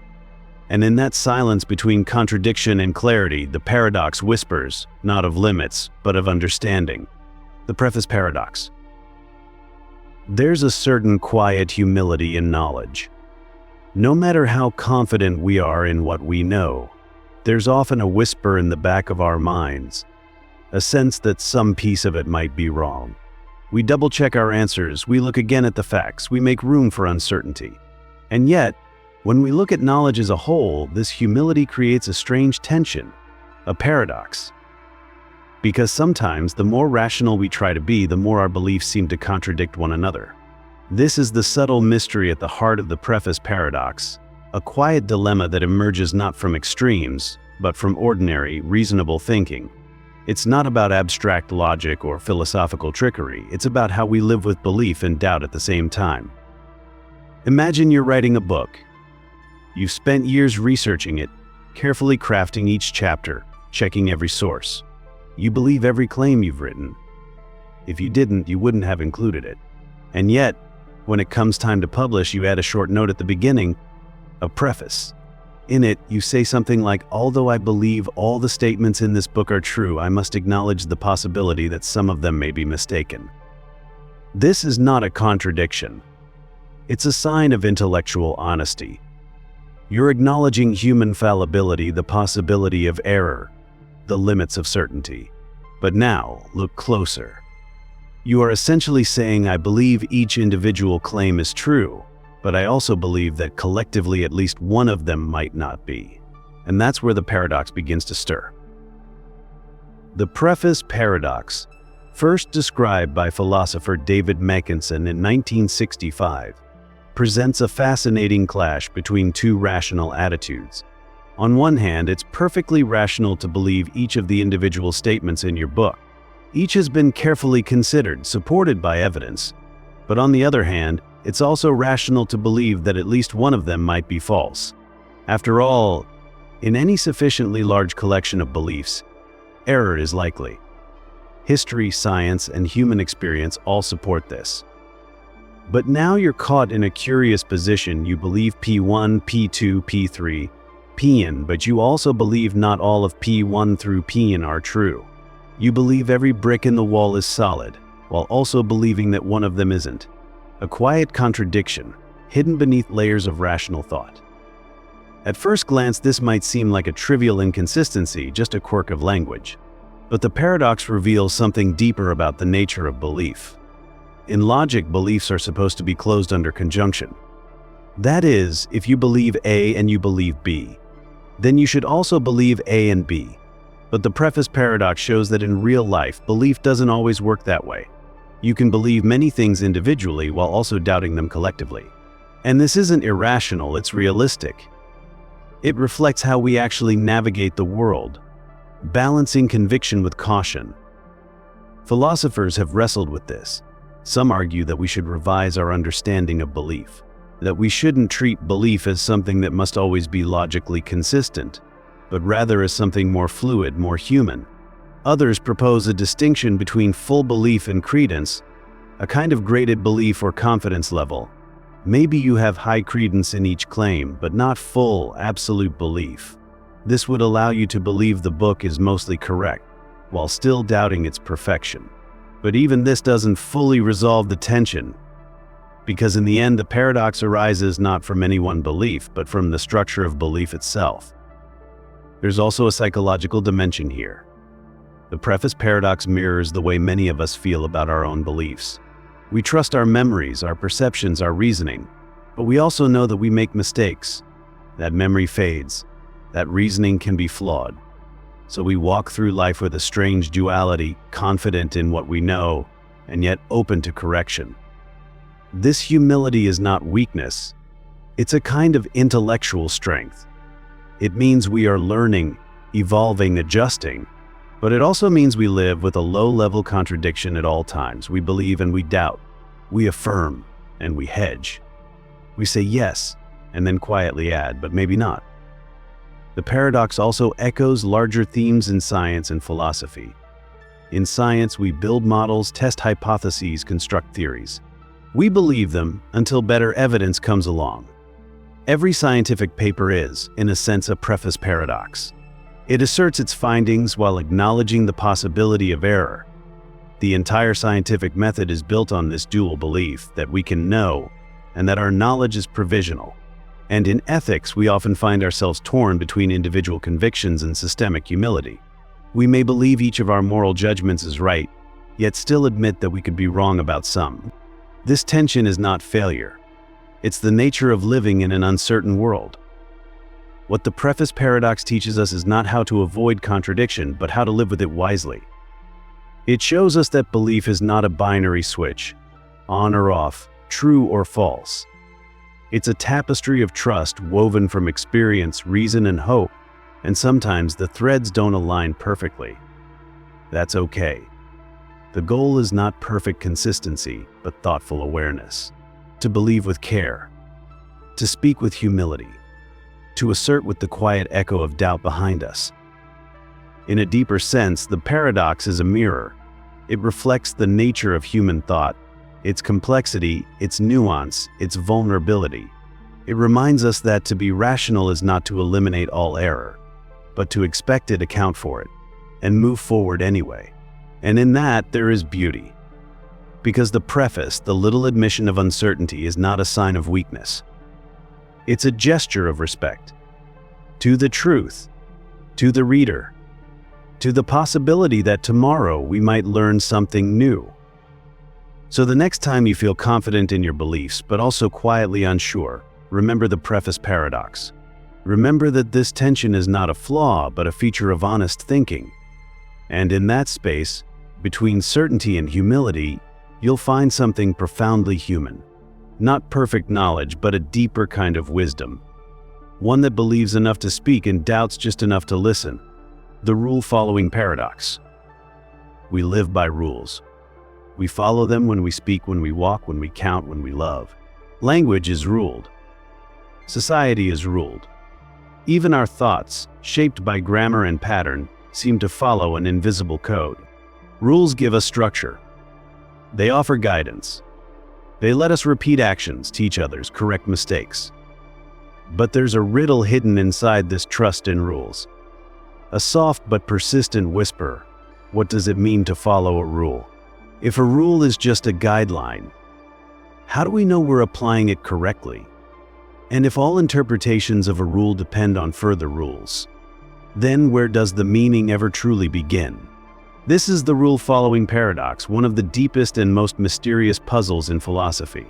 It begins as a question about understanding, but it ends by shaking the very foundation of meaning itself. The paradox was most famously explored by Ludwig Wittgenstein in his later work, Philosophical Investigations. Wittgenstein invites us to reflect on a deceptively simple task: adding numbers. Imagine someone who has learned to count and is now performing addition. They've followed the rule before. They know how it works. But now imagine that without warning they begin to add differently.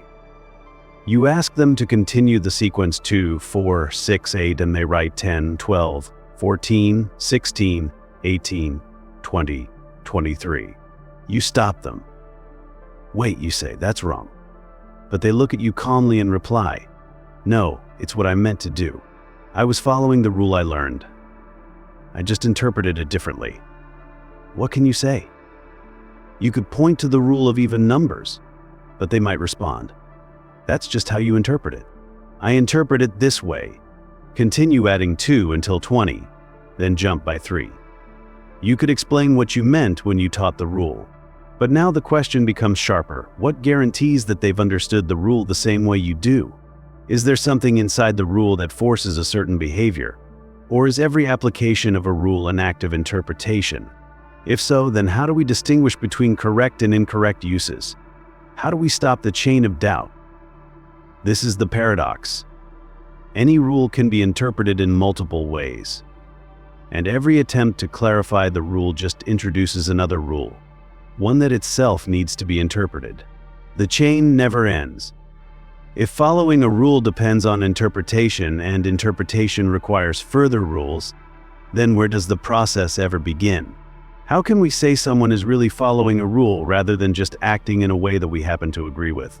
Is rule following just agreement, habit, social training?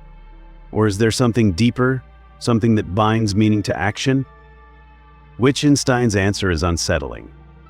He suggests that there is no private essence to rule following, that what it means to follow a rule is not hidden in the mind, or written in the rule itself, but expressed in use.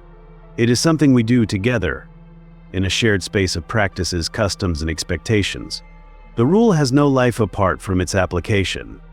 There is no metaphysical grip that tells us what to do next, only the web of behavior and agreement that makes our practices intelligible. In short, there is no fact of the matter about rule following beyond how we live it.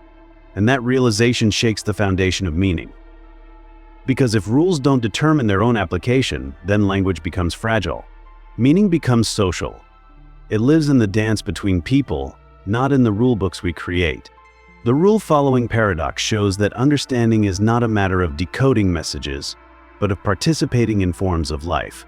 We learn what words mean not by consulting definitions, but by watching, copying, using, adjusting. And this is not a flaw, it's what makes language possible. Meaning, then, is not a static thing, but a dynamic activity. It flows through the river of life, shaped by banks we build together. But there's a darker side too. If rules don't fix meaning, then error becomes harder to define. If someone applies a rule differently, can we say they're wrong? Or just playing a different game? What if someone speaks a language that seems like ours, but behaves just differently enough to unsettle us? Are they misunderstanding or showing us another way to understand? The rule-following paradox reveals a quiet vertigo beneath communication. The sense that the shared world we stand on is more fragile than we thought. That our mutual understanding is not guaranteed, but constructed moment by moment, with every word, every pause. This paradox touches more than language. It reaches into law, morality, even identity. Think of laws that are interpreted in radically different ways. Of moral rules that seem clear until life makes them complicated. Of traditions that splinter, not because people reject them, but because they follow them differently. The rule-following paradox reminds us that rules never speak alone. They require voices, bodies, communities. They require interpretation, and with it the possibility of divergence, disagreement, even dissolution. Yet this is not a reason to despair. Wittgenstein doesn't end in skepticism. He invites us to see meaning not as a hidden formula, but as a practice we share. He suggests that certainty doesn't lie in abstract logic, but in our ability to go on together. In our training, our instincts, our responses. To ask what it means to follow a rule is to ask what it means to be human, to live among others, to understand and be understood, to correct and be corrected, to teach and be taught. So how do we live with the rule-following paradox? Maybe we begin by softening our grip on certainty, by realizing that clarity is not something rules give us, it's something we create through use. Maybe we learn to be more patient with ambiguity, more attentive to the rhythms of communication, more humble in our claims of correctness. We can still use rules, we must, but we hold them gently, knowing that they are tools, not truths, practices, not absolutes.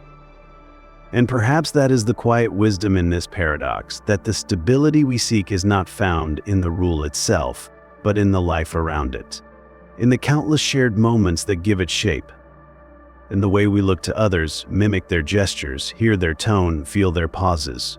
Rule following is not a mechanical act, it is a human one, full of subtlety, vulnerability, and trust.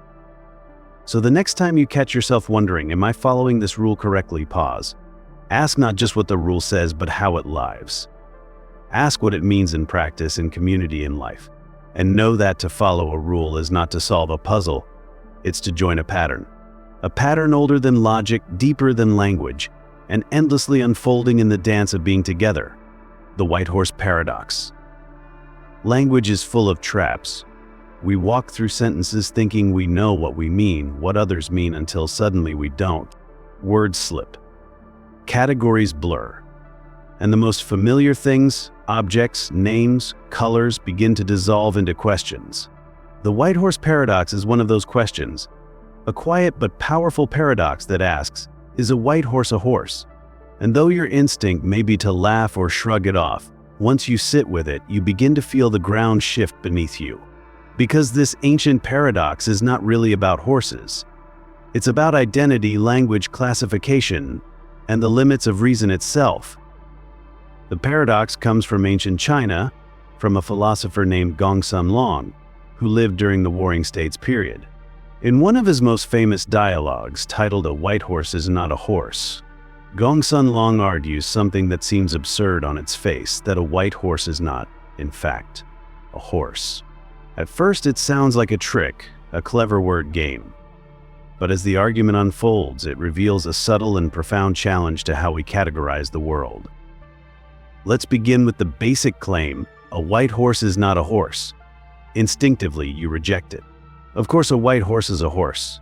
You can point to it in a field, draw it, describe it. It's a horse, just white. But Gongsun Long pushes further. He argues that when you ask for a horse, you're asking for something general. The term horse includes all horses, white, black, brown, gray. But when you ask for a white horse, you are specifying a subset, only those horses that are white. The category has changed. You are no longer talking about all horses, but a specific type. And once you limit the category, you change its identity. In simpler terms, horse is a general class. White horse is a restricted class. Therefore, a white horse does not equal a horse. It is not identical to the general category. It's a different concept altogether. Gongsun Long's opponent in the dialogue protests, saying that this is a misuse of words. But Gongsun replies, "When I want a horse, I'll accept any color. When I want a white horse, I'll only accept one color." The meanings are different. So a white horse is not a horse. Now pause. You might still feel that this is just playing with words, that Gongsun Long is confusing language with logic. But the paradox begins to work on you, because it reveals something deeper about categories and labels. When we use words, we often assume that they point clearly to things. Horse means horse. But language is layered. Every word carries assumptions. Every category hides a structure. And when we speak, we don't just name the world, we shape it. The white horse paradox shows us that the act of naming is not neutral. It involves slicing the world into concepts. Horse is a wide cut. White horse is a finer cut. And once we make that cut, the identity shifts. This touches on a deep problem in logic. Does a name refer to a group of things, or to the idea of the group itself? When I say horse, do I mean all physical horses? Or do I mean the concept of horseness? If I say white horse, am I pointing to a horse that happens to be white, or to a distinct category that excludes all other kinds? And this is where the paradox becomes unsettling. Because the moment you acknowledge that white horse is a narrower category than horse, you also admit that the two are not the same. And if they are not the same, then the identity claim, "a white horse is a horse," becomes logically imprecise. It's like saying a square is a rectangle. Technically true, yes, but not fully interchangeable. A white horse is a horse in terms of inclusion, but not in terms of identity. And that distinction opens the door to doubt. This paradox echoes through modern philosophy, especially in debates about language and reference. In analytic philosophy, thinkers like Frege and Russell explored how the same object can be described in different ways, each with different implications. The morning star and the evening star both refer to Venus, but they don't mean the same thing. In semantics, this is known as sense versus reference. The white horse paradox anticipated this by centuries. It shows that how we describe something can change what we think it is. That meaning is not just about objects, but about how we frame them. There's also a psychological aspect to this paradox. We like clear categories. We like to believe that labels match reality. But our minds are constantly organizing, grouping, distinguishing. And sometimes those distinctions turn into illusions. We think we're talking about things, but we're really talking about concepts. And concepts can shift without us noticing. The white horse paradox reminds us to be careful, to pay attention not just to what we say, but to how we say it, and to remember that every name hides a choice. This paradox also nudges us to reflect on identity itself. What makes something what it is? Is a white horse defined more by its horseness or by its whiteness? Which property takes priority? And how many changes can we make before something becomes something else? These questions are not abstract. They echo in debates about personal identity, cultural identity, even legal identity.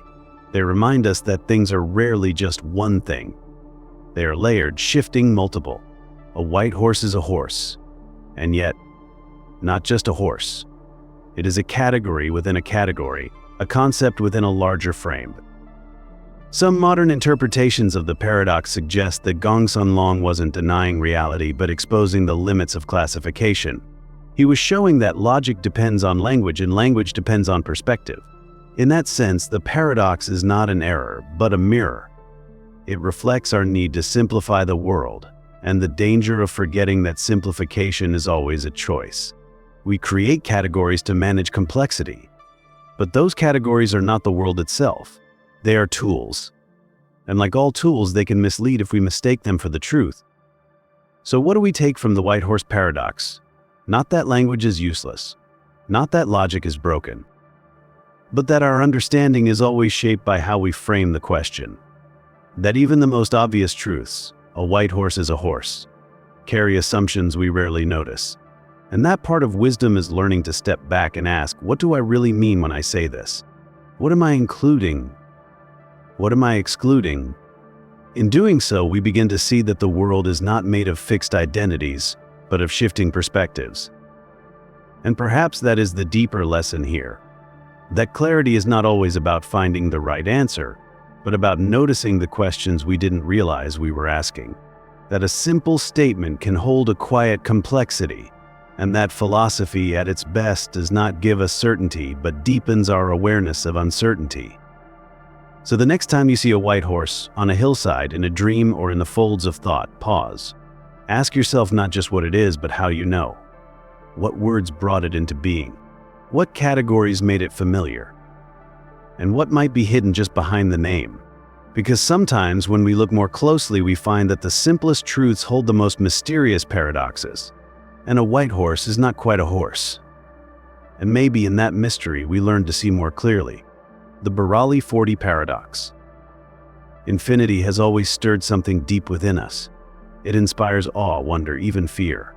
The idea that something could go on forever, that no matter how far you go, there's always more, defies the limits of ordinary thought. And yet, we use it. Mathematicians, philosophers, and scientists have long reached into the infinite to explain reality, to define structures, to understand the immeasurable. But infinity is not always obedient. When we try to contain it, categorize it, or turn it into something we can manipulate, it sometimes rebels. And one of the most famous rebellions in the history of logic is known as the Burali Forti paradox. A contradiction so quiet, so formal, and yet so unsettling that it shakes the very foundation of how we understand sets, order, and size itself. First discovered by the Italian mathematician Cesare Burali Forti in the late 19th century, the paradox emerges from a simple question: what is the largest ordinal number? At first glance, this seems like a perfectly reasonable mathematical curiosity. Ordinal numbers are a way to describe order: first, second, third, and so on, extended into the infinite. They help us describe the positions of elements in an ordered sequence, even if that sequence never ends. Mathematicians had developed a precise and elegant way to construct ordinals, even for infinite sets. So it made sense to ask, is there a set that contains all ordinals? And that's where the trouble begins. Suppose we try to construct such a set. Call it omega, the set of all ordinal numbers. By its very nature, this set would include every ordinal that exists. It would be complete. Now, in set theory, each ordinal is defined as the set of all smaller ordinals. So the first ordinal, 0, is the empty set. The second ordinal, 1, is the set containing just 0. The next 2 is the set containing 0 and 1. And so on. Infinite ordinals continue this pattern, building endlessly upward. And every time we collect all the ordinals less than a certain point, we define a new ordinal. So what happens when we collect all ordinals? That collection, by its very definition, must be well ordered. It has a first element, a second, a third, and so on, even into the transfinite. So it seems that omega itself should be an ordinal. But here's the catch. If omega is an ordinal, then it must be included in the set of all ordinals, meaning it is less than or equal to itself. But no ordinal is less than itself. Each ordinal is defined by being greater than every element it contains. And if omega contains all ordinals, including itself, then it violates its own definition. It cannot be both the set of all ordinals and an ordinal. The result: a contradiction, a logical impossibility, a hole in the fabric of the system. This is the Burali Forti paradox. It shows that there can be no such thing as the set of all ordinals. The moment you try to construct it, you build something that defeats itself. A collection so complete, so vast, so total, that it shatters the very rules it was built upon. Like trying to lift yourself by your own bootstraps, or drawing a map that contains itself, the act of total inclusion breaks the logic of the system. Infinity folds inward. The structure collapses. The implications of this paradox were profound. It revealed that even the most formal mathematical systems, those built with rigor, precision, and care, could contain contradictions. It was one of several foundational crises in set theory that eventually led to the development of more refined systems like Zermelo-Frankel set theory with the axiom of regularity, which specifically prohibits sets from containing themselves or forming circular reference chains. These modern axiomatic systems were built, in part, to avoid the kinds of contradictions that the Burali Forti paradox exposed. But the paradox is not just a mathematical curiosity. It touches something deeper, something philosophical. It asks us to consider the limits of totality, the danger of attempting to create an all-encompassing whole. What happens when a system tries to contain every possible instance of a thing, even itself? It breaks. Not because of complexity, but because of structure. Because the rules we use to define a system cannot always accommodate the idea of totality. The system cannot step outside itself and still remain consistent. There's a quiet poetry in that, a sense that even logic has boundaries, that even infinity has edges we must respect. The Burali Forti paradox reminds us that abstraction has its limits, that when we try to wrap our minds and our definitions around everything, we risk collapse. That completeness, paradoxically, can lead to incompleteness. This paradox also echoes in other domains. In philosophy, it resonates with questions about self-reference, total knowledge, and the limits of thought. Can the mind fully understand itself? Can language describe its own structure completely? Can a book contain a complete account of every possible book, including itself? These questions often lead to paradoxes of self-reference, mirrors facing mirrors, reflections spiraling into infinity. The Burali Forti paradox is one such mirror, showing us not a flaw in logic, but a horizon. And in that horizon lies humility. A recognition that our systems, no matter how elegant, have blind spots, that every attempt to contain everything will, at some point, slip into contradiction. This is not a failure. It is a feature. A reminder that knowledge is not infinite containment, but careful construction. That reason does not mean grasping the whole, but working within the frame. So what can we learn from the Burali Forti paradox? Perhaps this, that seeking the absolute often leads us to paradox, that total inclusion is not always possible, that some infinities are too big to be boxed, and that the most dangerous assumption is the one that tries to leave nothing out. In trying to collect all the ordinals, we lose the very idea of what an ordinal is. In trying to contain all meaning, we unravel meaning itself. And perhaps most beautifully, the paradox teaches us this, that reality, mathematical or otherwise, is not built for perfect closure. It is built for openness, for exploration, for systems that work not because they include everything, but because they know what to leave out.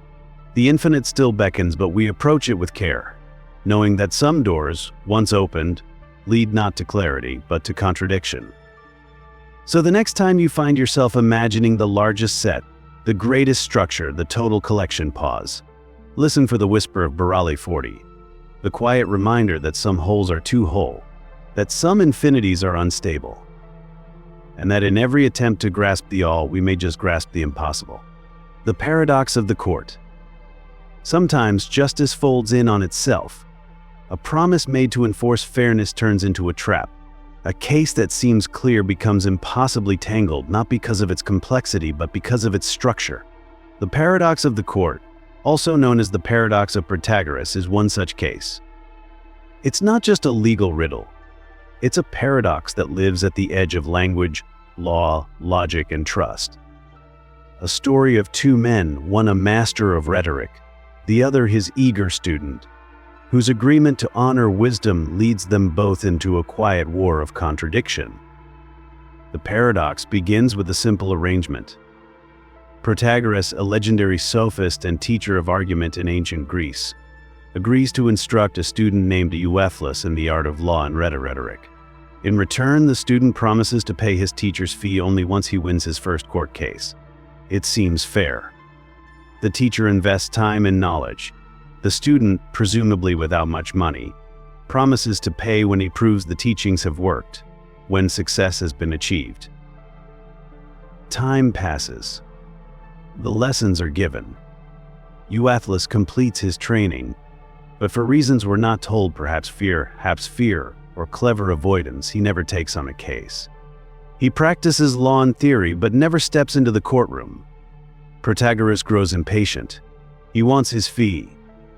And so, in a dramatic twist, he sues his own student, the very person he taught to argue, to force him to pay. And now the paradox reveals itself. Protagoras stands before the court with what seems like flawless logic.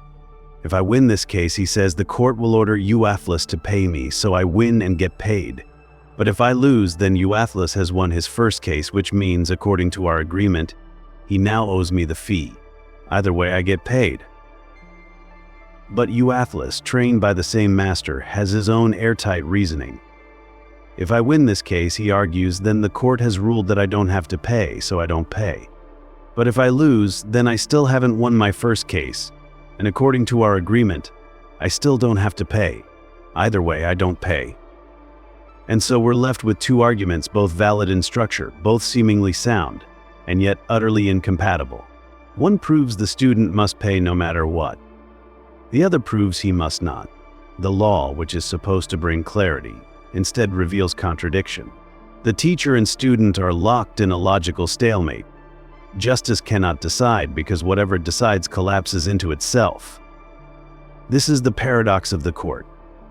A self-referential riddle where outcome determines obligation and obligation determines outcome. It's not a question of who's right or wrong. It's a question of whether the system itself can answer the question at all. And in that, the paradox touches something deeper than legal cleverness. It reveals how easily logic, when looped into itself, begins to break. At its core, the paradox is about conditional obligations. The agreement between Protagoras and Euathlus hinges on a future event, the winning of a case. But now, the event in question is this case, and so it becomes a snake swallowing its own tail. If Euathlus loses, he must pay because he lost. But in paying, the condition has been fulfilled. If he wins, he must pay because the agreement kicks in. But the ruling says he need not pay. The structure of logic, so clear in isolation, begins to twist when applied to itself. Philosophers and legal scholars have wrestled with this riddle for centuries.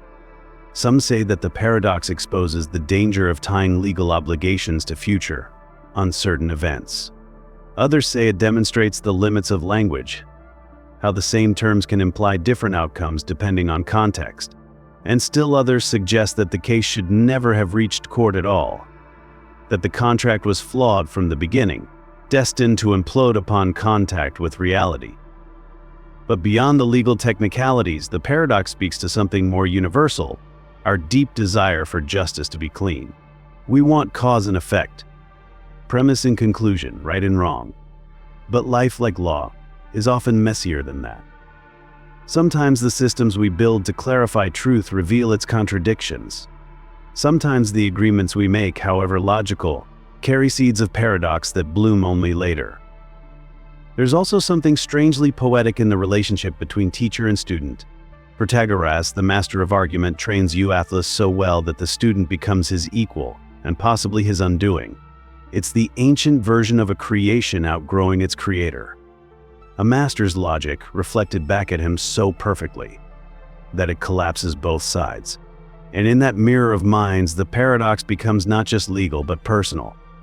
A reminder that teaching, learning, and living in a world of ideas often leads to edges we didn't anticipate. We see echoes of this paradox in modern life, in contracts that are triggered by unpredictable events, in legal decisions that depend on future rulings, in debates where both sides argue from the same premises to opposite conclusions, and even in personal relationships where promises, intentions, and outcomes weave into knots no court can easily untie. The paradox of the court reminds us that logic is not always linear, that outcomes can loop back into causes, that the clean paths of reason sometimes lead us into recursive mazes. But it also offers a quiet invitation to be cautious with conditions, to think deeply about the structures we create, legal, ethical, even emotional, to ask not just what a rule means, but how it plays out over time, and to recognize that justice, like logic, is a living thing shaped by time, context, and interpretation. So, what became of Protagoras and Euathlus? The story as it has come down to us never provides a clear resolution. The paradox remains suspended, unresolved, as if the court itself could only step back and stare. And perhaps that's the truest outcome of all. Not a verdict, but a question. Not a conclusion, but a reflection. Because in the end, the paradox of the court is not just about law. It's about the fragility of systems we take for granted. It shows that even justice, reason, and knowledge, all things we hold sacred, can fold inward when pushed too far. And that sometimes the most powerful paradoxes are not those that scream their contradiction, but those that sit quietly in the courtroom, waiting for a verdict that cannot come. The crocodile dilemma. Imagine this: a crocodile emerges from a murky river, silent and ancient, its eyes fixed on a child playing near the shore. In one swift motion, it snatches the child. The parent, frantic, demands the return of their child. But this is no ordinary beast. This is a philosophical crocodile. It speaks, it makes a deal. It says, "I will return your child to you if you correctly predict what I will do next." A strange test of logic. The parent, desperate, thinks for a moment and says, "You will not return my child." And now the crocodile pauses, caught in a snare of reasoning. This is the crocodile dilemma, a paradox that seems simple on the surface, but opens up a vast, unsettling space where logic begins to consume itself. Let's walk through the situation carefully. The crocodile has promised to return the child if the parent correctly predicts what it will do. So the outcome depends on the truth of the parent's statement. The parent says, "You will not return my child." Now, if the crocodile returns the child, then the parent's prediction was wrong. And so, by the rules of the deal, the crocodile should not have returned the child. But if the crocodile does not return the child, then the parent's prediction was correct, and the crocodile, by its own promise, should return the child. Either action violates the condition. The crocodile is trapped. This is the paradox. No matter what the crocodile does, it breaks its own logic. It is a classic case of self-reference and prediction. The act of responding to a prediction changes the conditions of the prediction itself. Like a mirror reflecting a mirror, the reasoning folds inward. What began as a game of reason becomes a trap. The crocodile's deal is not just unfair, it's impossible. It turns language and logic into weapons against themselves. The crocodile dilemma belongs to a family of paradoxes known as epistemic paradoxes, problems that arise when reasoning about knowledge, belief, and predictions. In this case, the crocodile's promise is conditional. It depends on what the parent knows or predicts about the crocodile's behavior. But the prediction and the action are bound together in a feedback loop. One influences the other in real time. The paradox emerges because the very act of trying to fulfill the condition disrupts its possibility. You might think this is just a clever riddle, a puzzle with no real consequence. But it cuts deeper than that. It challenges the way we think about promises, logic, and trust. It forces us to confront a disturbing truth: that some situations have no consistent resolution, not because the facts are unclear, but because the rules contradict themselves. It's not about missing information. It's about structural contradiction. Let's look at the dilemma from another angle. What is a promise? A conditional guarantee. If X happens, I will do Y.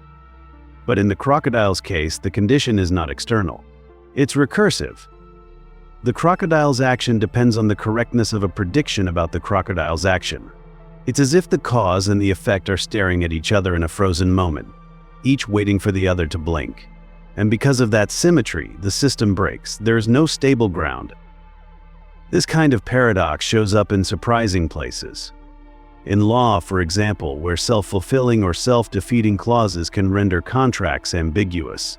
In ethics, where moral obligations become entangled in contradictory expectations. And in artificial intelligence, where agents programmed to respond to human predictions may encounter logic traps that prevent coherent action. The crocodile dilemma reminds us that intelligence, human or artificial, can be brought to its knees not by complexity, but by contradiction. It also echoes in philosophy, particularly in discussions of self-reference, when a statement refers to itself, directly or indirectly. The most famous example is the Lear paradox: this sentence is false. If it's true, then it's false. But if it's false, then it's true. The crocodile dilemma works similarly. The crocodile's action is caught in a loop. Its behavior is determined by a prediction that its behavior itself must satisfy, its logic biting its own tail. Some philosophers attempt to resolve the paradox by rejecting the premise. They argue that the crocodile's deal is incoherent from the start, a linguistic trick, a malformed conditional. That it's like asking whether the color red is heavier than the number 5, a category error that looks logical but isn't. But others suggest the paradox reveals a deeper limitation in how we reason, that even the most precise rules collapse when applied to systems that refer back to themselves. That certainty, when made a condition of action, becomes unstable. There's also a moral dimension to the dilemma. The crocodile makes a promise, but only on terms that defy fulfillment. It's a dark mirror of contracts and obligations in the real world. Sometimes people make agreements with clauses that can never be met, intentionally or not. The crocodile dilemma is a parable about bad faith, about the danger of reasoning that looks rational but contains no way forward. It warns us that fairness requires not just logic, but coherence. And what of the parent in this story? Their choice of prediction, "you will not return my child," is a strategic move. It's a trap, but a rational one. The parent is trying to force the crocodile into contradiction, hoping to rescue the child through logic. But in doing so, they enter the same loop. Their statement only makes sense in relation to the crocodile's response. And so both predator and parent become trapped in a standoff, a logical prison of their own making. In the end, the crocodile dilemma may have no resolution, and that's the point. It's a reminder that not all problems can be solved, that some contradictions cannot be unwound. That logic, when turned against itself, produces paradox, not clarity. And in that space where reason collapses, we find the limits of understanding. So the next time you encounter a rule, a promise, a logical structure that seems perfect, pause. Look for the loop. Ask whether the terms are stable. Because sometimes the problem isn't in the answer, it's in the question. And sometimes the most dangerous traps are not the ones we fall into, but the ones we build for ourselves with reason sharp as teeth and language as bait. The crocodile waits not with violence but with logic, and in its jaws is not just a child, but the haunting truth that even the clearest promises can dissolve into contradiction. Curry's paradox. There are moments in philosophy and logic where you can feel the floor drop out beneath your thoughts. A slow, quiet unraveling where rules you trust begin to turn inward, and something impossible emerges, not through chaos, but through pure logic. Curry's paradox is one of those moments. It doesn't require complex math. It doesn't rely on strange metaphysical assumptions. In fact, it only takes a single sentence to bring everything crashing down. A sentence so carefully crafted, so self-referential and slippery, that once you allow it in, it can prove anything. Anything at all. Even the most absurd claim. And that's the danger. Because Curry's paradox doesn't scream. It whispers. And in that whisper, logic itself begins to bleed. Let's start at the core. Imagine a statement that says, if this sentence is true, then Santa Claus exists. That's it. A simple sentence. One part self-reference. One part conditional logic. But now try to unpack what it means.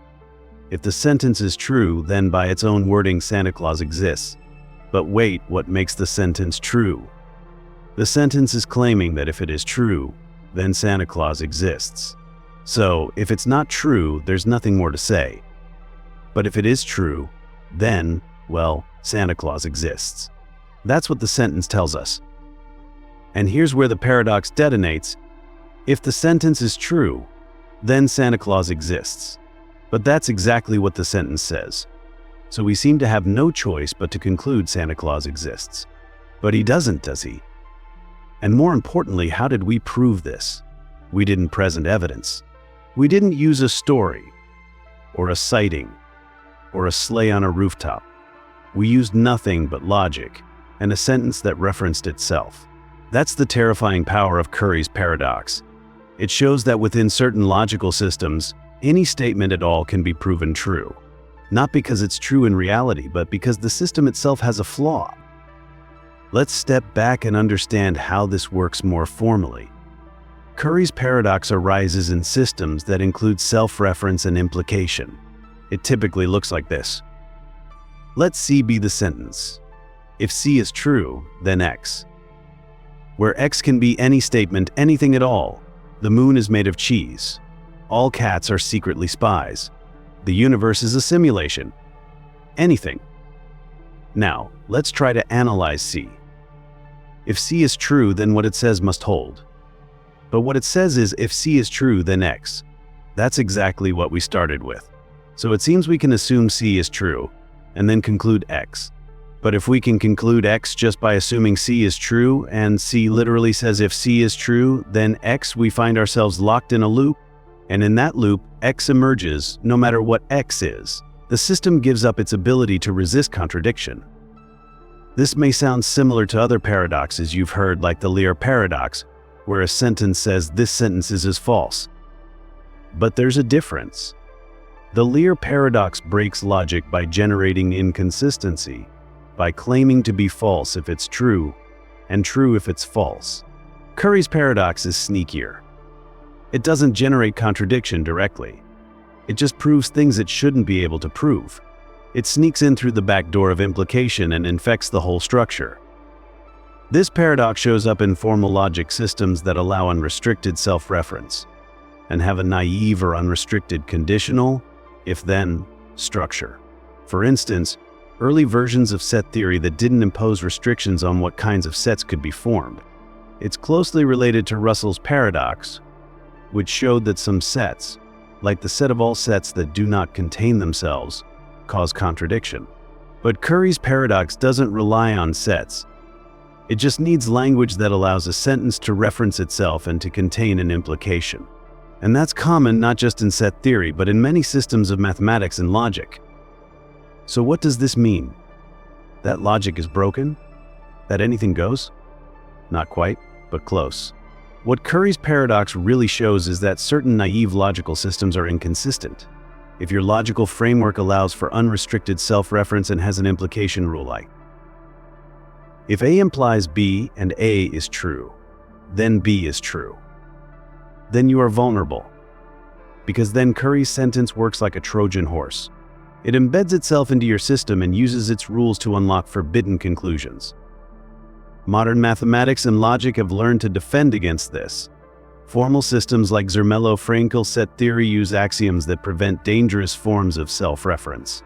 In logic, type theory and hierarchical languages help prevent a sentence from referring to itself in unrestricted ways. These are the fences we built to keep paradoxes out.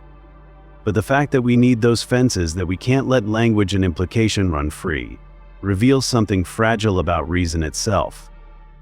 And yet, there's something deeply human in this paradox. Curry's paradox mirrors the ways we can trap ourselves in thought, when beliefs reinforce themselves, when conclusions feel inevitable not because of evidence, but because of the structure of our reasoning. You believe something because you believe it, or because if this is true, then it must be. And so often we don't see the loop. But the loop is there. Logic, like language, can become a mirror maze.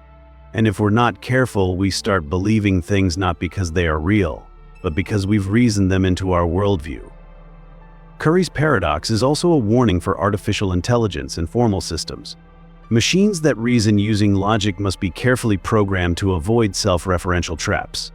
If they're not, then paradoxes like Curry's can slip in and cause a system to crash, freeze, or worse, start spitting out truths that are meaningless. It's a reminder that logic isn't just a tool. It's a living structure. And like any structure, it must be built carefully, or it risks collapsing under its own weight.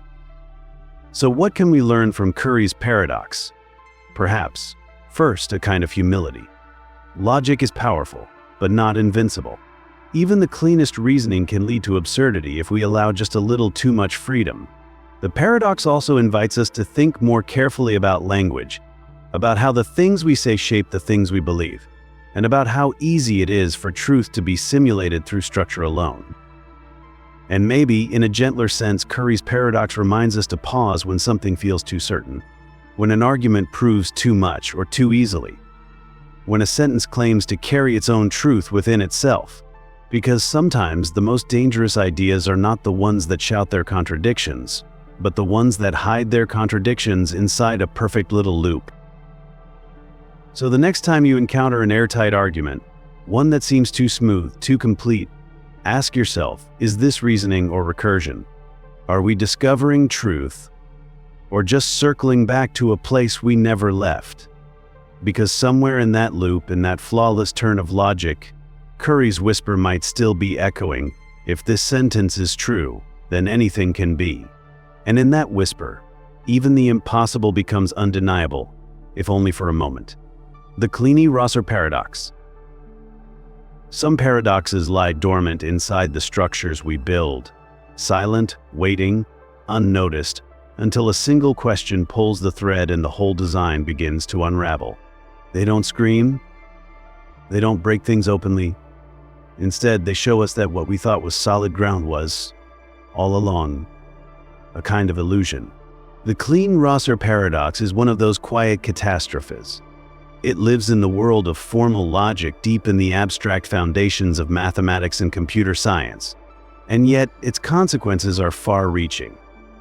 It reveals not just a flaw in one system, but a fundamental instability in how we attempt to define and manipulate meaning through symbols. At its core, it says something both stunning and sobering. Sometimes even our most precise logical systems carry within them the seeds of their own collapse. Let's begin by stepping into the world that gave rise to this paradox.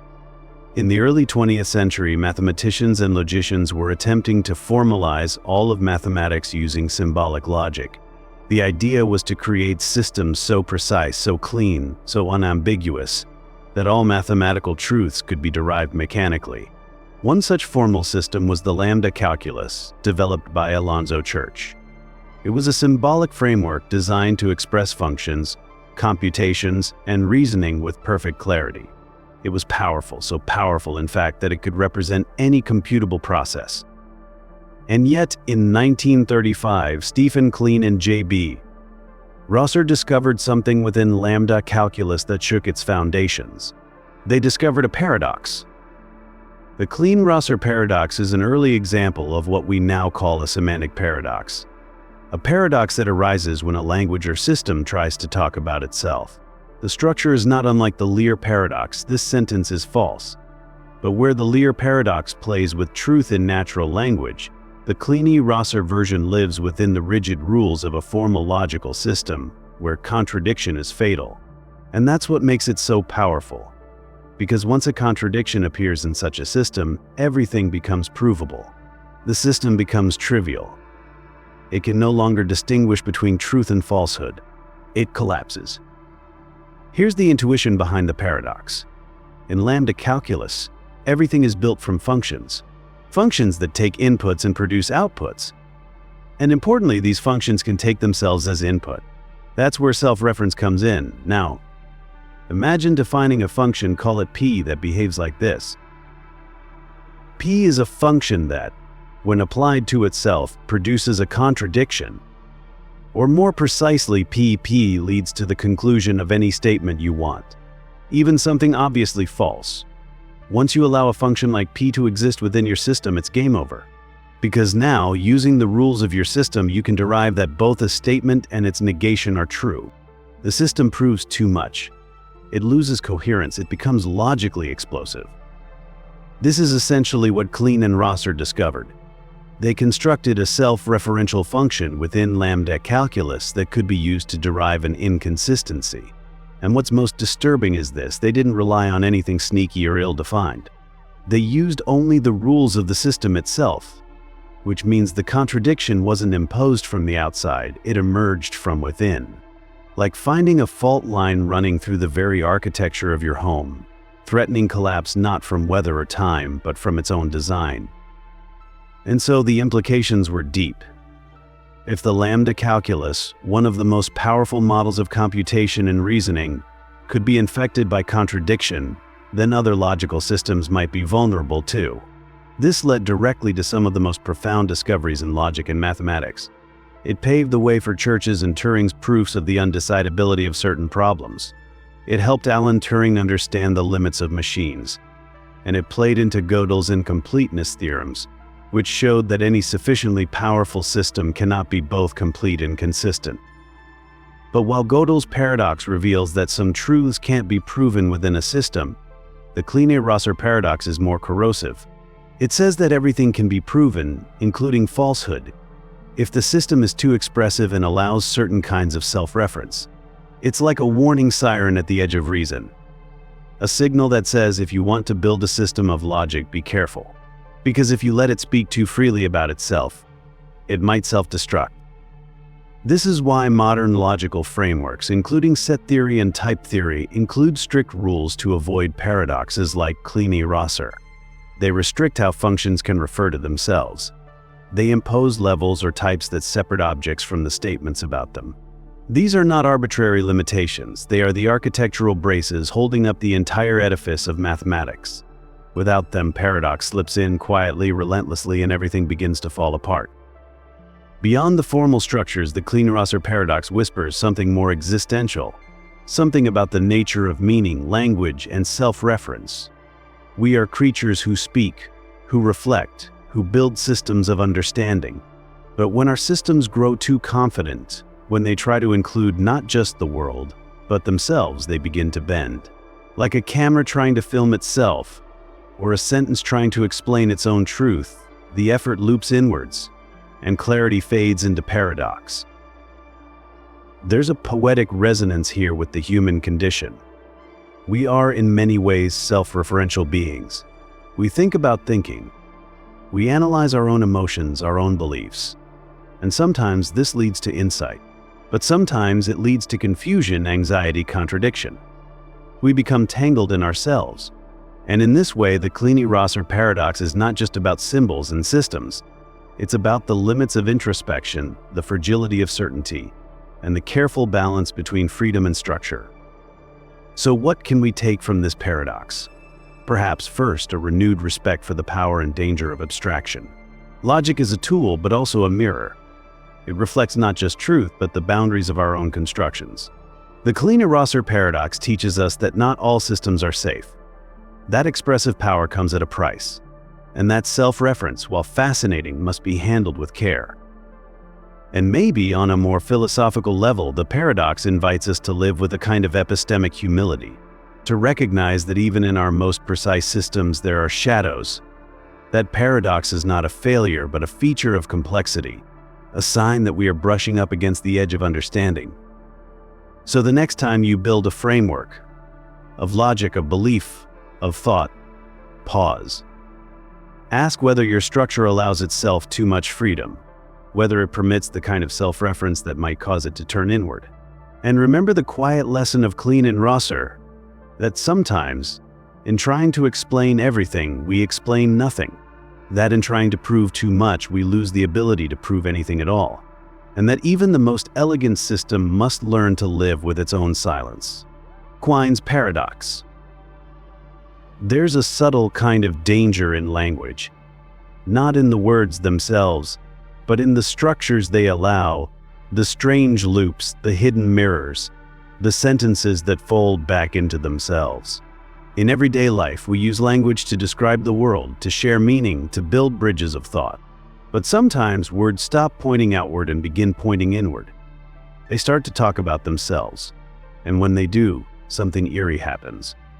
Truth becomes slippery, meaning flickers, and contradictions sneak in through the back door of logic. Quine's paradox is one of those doors, a soft, quiet portal into the deep tension between language and self-reference. A paradox that doesn't shout its contradiction, but constructs it slowly, delicately, like a spider weaving a web that ultimately catches itself. Named after philosopher Willard Van Orman Quine, this paradox is a refined cousin of the liar paradox, but it takes the idea even further. The liar paradox says this sentence is false. If that sentence is true, then it must be false, but if it's false, then it must be true. A loop, a contradiction, a short circuit in logic. But Quine asked a deeper question: can we construct a paradoxical sentence without using direct self-reference? That is, can a sentence refer to itself without saying this sentence? Can it create a logical loop not through structure, but through substitution? The answer, unsettlingly, is yes. Here is a version of Quine's paradox. Yields falsehood when preceded by its quotation yields falsehood when preceded by its quotation. It doesn't look like a paradox at first glance. It reads like a strange instruction or grammatical riddle. But now, take a step back and follow what it's asking. You're told to take the phrase yields falsehood when preceded by its quotation, and then do exactly that, precede it with its quotation. That means the full sentence becomes: yields falsehood when preceded by its quotation yields falsehood when preceded by its quotation. Now read it again. What we have is a sentence that is describing itself without ever saying this sentence. It's referring to itself indirectly by instructing you to create a sentence that includes a quotation of its own phrase. In doing so, it builds a sentence that, like the liar paradox, declares itself to be false. Why does this matter? Because it shows that self-reference can be hidden. It doesn't need to be explicit. It doesn't need a label. It can sneak into a system through ordinary syntax disguised as grammar or semantics. And once it's in, it behaves like any other paradox. It undermines the system's ability to sort truth from falsehood. Quine's paradox is elegant because of its minimalism. It avoids the classic pitfalls of paradox by never declaring itself openly. There is no this sentence to flag as self-referential. Instead, the paradox arises purely through substitution, through language building on itself in a precise recursive way. And that recursive loop leads to the same devastating consequence: a sentence that is true if and only if it is false. This insight matters deeply in logic, linguistics, computer science, and even artificial intelligence, because many formal systems are built on the assumption that statements can be clearly evaluated as true or false. But Quine's paradox, like Gödel's incompleteness theorems and the liar paradox before it, shows that in any expressive language, paradox can emerge naturally, not from mistakes but from structure. The implications are enormous. In formal logic, paradoxes like Quine's have led to the development of hierarchical languages, where statements about truth must be made from a higher level, not within the system itself. This is why in modern logic there's often a sharp distinction between object language, the language you're using, and metalanguage, the language you use to talk about the first language. Quine's paradox reminds us why that separation is necessary. Without it, language turns inward and collapses. There's also a deep psychological resonance here. We often think of ourselves in language. We reflect on our own thoughts. We tell ourselves stories about our identities, our actions, our beliefs. And sometimes, like Quine's sentence, we build statements that loop. We believe something because we believe it. We doubt because we expect doubt. We describe ourselves in ways that create feedback loops. I am not confident, we say, until saying it makes it more true. I always lie, we say, until the truth of the statement undoes it. Quine's paradox becomes more than a puzzle. It becomes a metaphor, a reflection of how easily thought can entangle itself, how self-reference, so natural to human awareness, can lead to logical knots, and how language, for all its beauty, carries within it the seeds of contradiction. It also serves as a caution in the age of artificial intelligence. Modern AI systems process language, generate responses, and increasingly reflect on their own outputs. But as we build machines that can talk about their own reasoning, we must be careful. Self-reference in code or language models can lead to instability, not just in meaning, but in function. Paradoxes like Quine's serve as quiet warnings, not about malfunction, but about the deep structure of representation, about the places where truth breaks down, not because of noise, but because of logic. So how do we live with Quine's paradox? We don't solve it in the usual sense. There's no fix, no switch that turns contradiction into consistency. What we do instead is build context. We learn to distinguish levels of language. We use systems that prevent unrestricted recursion. We respect the limits of our frameworks, and we tread carefully near the edges, those strange places where thought folds back on itself. And in a more human sense, we learn to live with ambiguity. We accept that not all sentences can be sorted cleanly, that some thoughts refuse to resolve. That part of what it means to think deeply is to occasionally encounter contradiction, not as failure but as signal. A moment that says you've reached the limits of this framework. Look again. Think differently. Because in the end, Quine's paradox is not just a linguistic trick. It's a mirror, a reminder that meaning is not always stable, that logic is powerful but not absolute, and that in the soft recursion of language, truth sometimes hides behind itself, waiting for us to see the loop. So the next time you encounter a phrase that seems oddly circular, or a thought that feels strangely recursive, remember Quine. Remember that paradox doesn't always knock loudly. Sometimes it slips in through syntax, whispers through quotation, and builds a loop so quiet that it feels like logic, until it turns and consumes its own tail. And in that moment, you're not just reading a sentence. You're watching thought fold inward. You're standing in the still center of meaning, and witnessing it undo itself. Yablo's paradox. Some paradoxes hit us head-on. They scream contradiction, daring you to resolve the loop. The Lear paradox, for instance, is blunt. This sentence is false. If it's true, it's false. If it's false, it's true. A clean, simple circuit. But what if a paradox could do the same thing without any sentence referring to itself? What if you could create a contradiction, not through circular self-reference, but through a long, unfolding pattern of statements that never quite loop yet still collapse under the weight of their structure? This is Yablo's paradox, a modern, elegant twist in the history of logic. A liar with no lies, a contradiction without self-reference, a calm, orderly line of statements, each one pointing to the next, and yet somehow, they all fall into impossibility. Stephen Yablo introduced this paradox in the early 1990s as a direct challenge to the idea that self-reference is required for paradox. Most classical paradoxes, like the Lear or Russell's paradox, depend on something referring back to itself. They're circular. And for a long time, logicians assumed this was the root cause of contradiction. But Yablo showed that self-reference wasn't the problem. The problem, more deeply, was referential structure. That even without a loop, logic can still fold in on itself. Here's how the paradox works.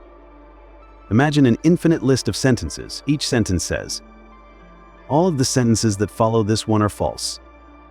Let's call them S1, S2, S3, and so on, stretching out forever. S1 says, all of the sentences after me, S2, S3, S4, etc. false. S2 says, all of the sentences after me, S3, S4, S5, etc. false. S3 says, all of the sentences after me, S4, S5, S6, etc. false. And it goes on like that, infinitely.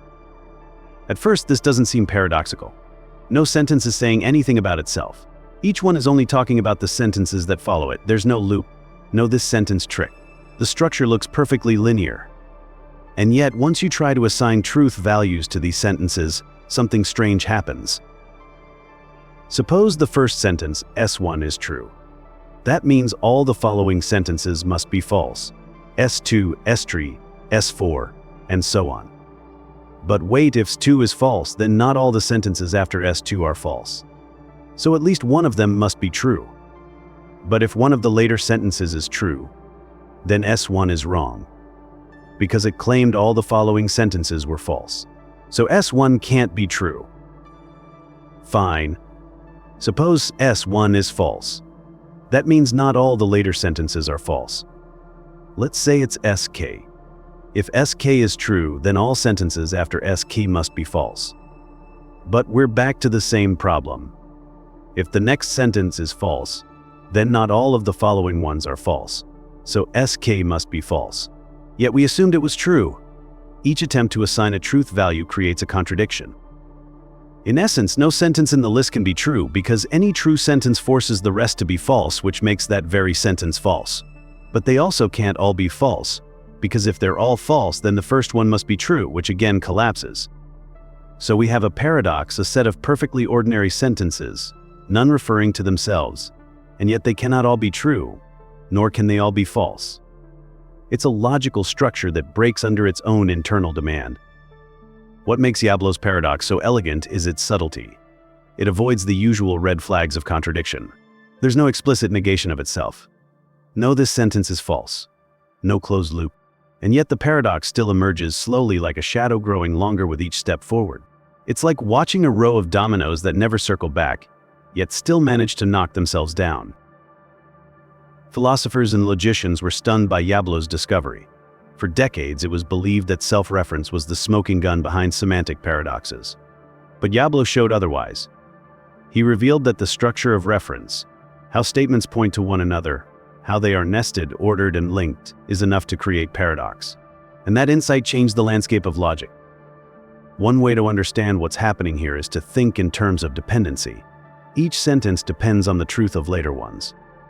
S1 depends on S2, which depends on S3, and so on. It's a ladder with no bottom rung. You keep reaching down for support, but there's nothing to stand on. The entire structure depends on something that's always just out of reach, and that's why it collapses. In formal logic, Yablo's paradox presents a challenge to certain theories of truth and reference.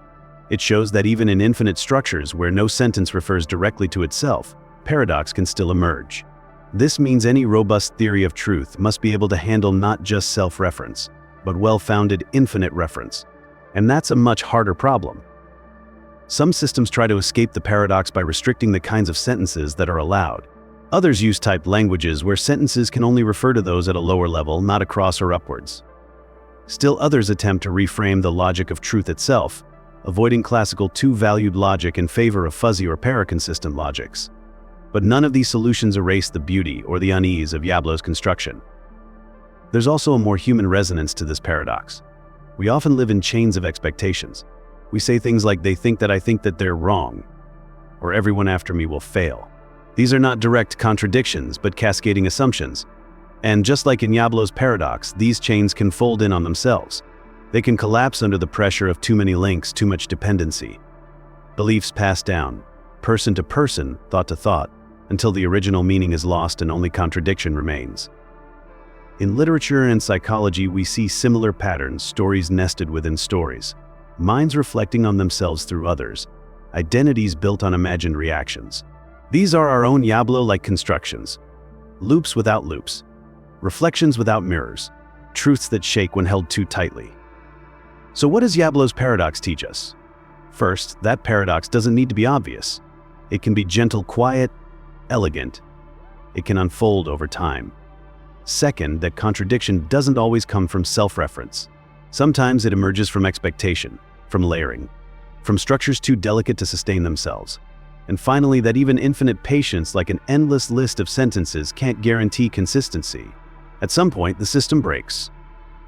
And perhaps that's the quiet, powerful insight that truth, meaning, and logic are not just about what is said, but about how it is related, about how statements support one another, about how certainty, like trust, depends on a stable foundation. And when that foundation stretches out forever, never landing, never grounding, paradox is not just possible, it is inevitable. So the next time you find yourself reading something that seems simple, just a list, just a pattern, just a quiet sequence of claims, listen closely. Look not just at the statements, but at the space between them, the direction of their gaze, the weight of their assumptions.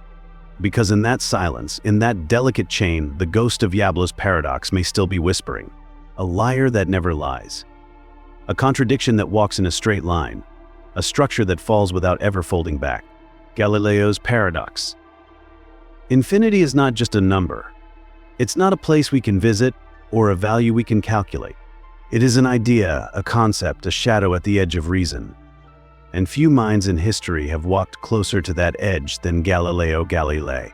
Known for his telescopes, his heresy trials, and his challenge to the geocentric model of the universe, Galileo was also a philosopher of mathematics. And in one of his lesser-known reflections, he revealed a puzzle so subtle, so quietly unsettling that it still echoes through modern mathematics. A paradox not of motion or stars, but of numbers. This is Galileo's paradox, and it begins with a simple observation. Sometimes infinity behaves like nothing else in the universe. Imagine the set of all natural numbers. 1, 2, 3, 4, 5, and so on forever. Now imagine the set of all perfect squares, numbers like 1, 4, 9, 16, 25, each the square of a whole number. At first glance, it's obvious that there are fewer perfect squares than natural numbers. After all, as you move higher and higher through the natural numbers, perfect squares become more spaced out. Between 100 and 200, there are only a few perfect squares. Between 1000 and 2000, even fewer. So, it seems perfectly reasonable to say there are infinitely more natural numbers than there are squares. But now, Galileo asks a different question. For every natural number n, there is a square n2. For 1, there is 1. For 2, there is 4. For 3, there is 9. You can match each natural number with its square perfectly. There's a one-to-one correspondence. No gaps. No overlaps. It's as if each number reaches out its hand and is met by a square. A perfect pairing. So how can there be fewer squares if we can match them one for one with the entire set of natural numbers? This is the paradox. Galileo was one of the first to see the strangeness of infinity not as a flaw in reasoning, but as a feature of the infinite itself. He realized that infinite sets defy our usual intuitions about quantity. In the world of the finite, the whole is always greater than the part. A basket of 10 apples contains more than a basket of 4. A library with 100 books has more than one with 10. But when it comes to infinity, that principle collapses. The part can be paired with the whole. A smaller looking set can have just as many elements as the larger one, if both are infinite. Galileo concluded, quite humbly, that comparing the sizes of infinite sets is simply not possible by ordinary means. He wrote, "The attributes equal, greater, and less are not applicable to infinite quantities but only to finite ones." And for centuries, that was the prevailing view. Infinity was treated as mysterious, untouchable, an idea to be respected but not analyzed too closely. But the paradox would not stay quiet forever. In the 19th century, mathematician Georg Cantor picked up the thread Galileo had left. Cantor dared to compare infinite sets. He formalized the concept of a bijection, a one-to-one correspondence, and used it to define when two sets, even infinite ones, are the same size. According to Cantor, two sets have the same cardinality if you compare their elements one for one without anything left over. Under this definition, Galileo's paradox is not a contradiction, it's a truth. The set of natural numbers and the set of perfect squares are the same size because you can match each one to the other. Infinity in Cantor's hands became a landscape that could be mapped, measured, and explored. It wasn't just a vague concept, it had structure, levels, even hierarchies. He discovered that not all infinities are equal. Some infinite sets are strictly larger than others. For example, the set of real numbers between 0 and 1 is uncountably infinite, so vast that it cannot be matched one-to-one with the natural numbers. This gave rise to the modern field of set theory, where the strange behaviors of infinity are studied with precision. But while Cantor resolved the technical side of Galileo's paradox, the emotional power remains.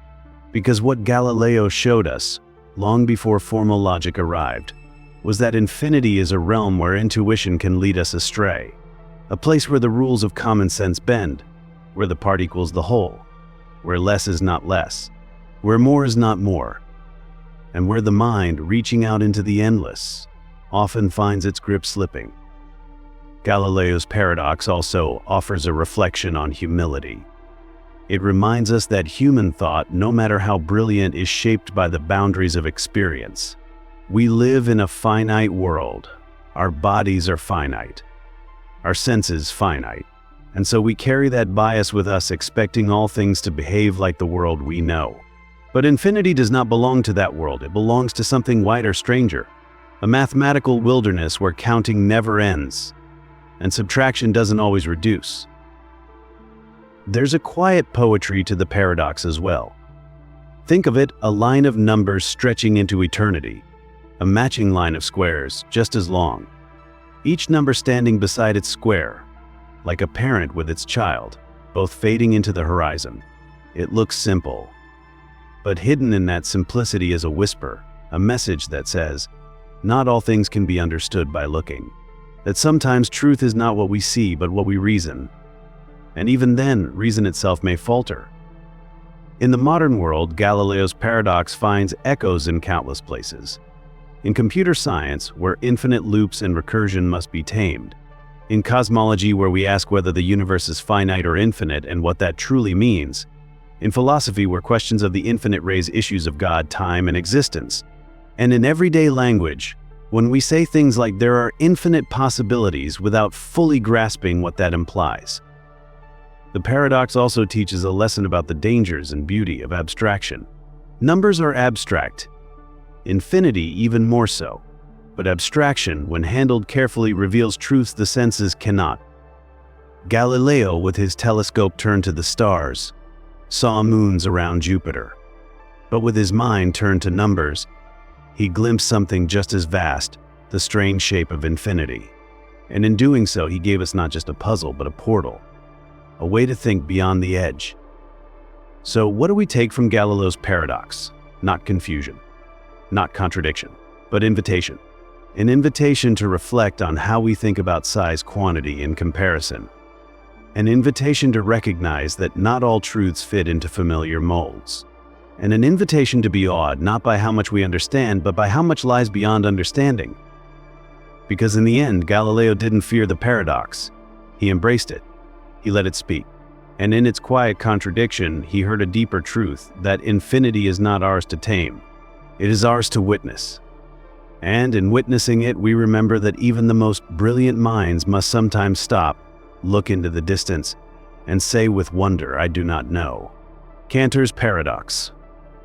Infinity is not one thing. It is many things, layered, branching, expanding without end. We think of it as a single vastness, but within it there are sizes, levels, whole infinities larger than others. It was Georg Cantor, the brilliant 19th century mathematician, who taught us this, who dared to measure the immeasurable, who showed that the infinite could be counted, compared, and structured. But as he climbed higher through the hierarchy of infinities, Cantor discovered something strange, something unsettling. A paradox not of error, but of too much success. He reached a point where infinity turned against itself, where the very idea of everything broke under the weight of its own magnitude. This is Cantor's paradox, and it is what happens when you try to talk about the set of all sets. To understand Cantor's paradox, we first need to grasp what made his work so revolutionary. Before Cantor, infinity was seen as a mysterious idea, useful for poetic or philosophical purposes, but dangerous for precise reasoning. Most mathematicians avoided treating it as a number, but Cantor saw a different vision. He introduced the idea of cardinality, a way of measuring the size of sets, including infinite ones. If two sets could be matched in a one-to-one correspondence, every element in one matched with one in the other, then they were said to have the same cardinality. Using this idea, Cantor showed that the set of natural numbers 1, 2, 3 is countably infinite. But the set of real numbers, those that include all the decimals between every whole number, is uncountably infinite. It's bigger. You cannot list them all, even with an infinite list. This shocked the world.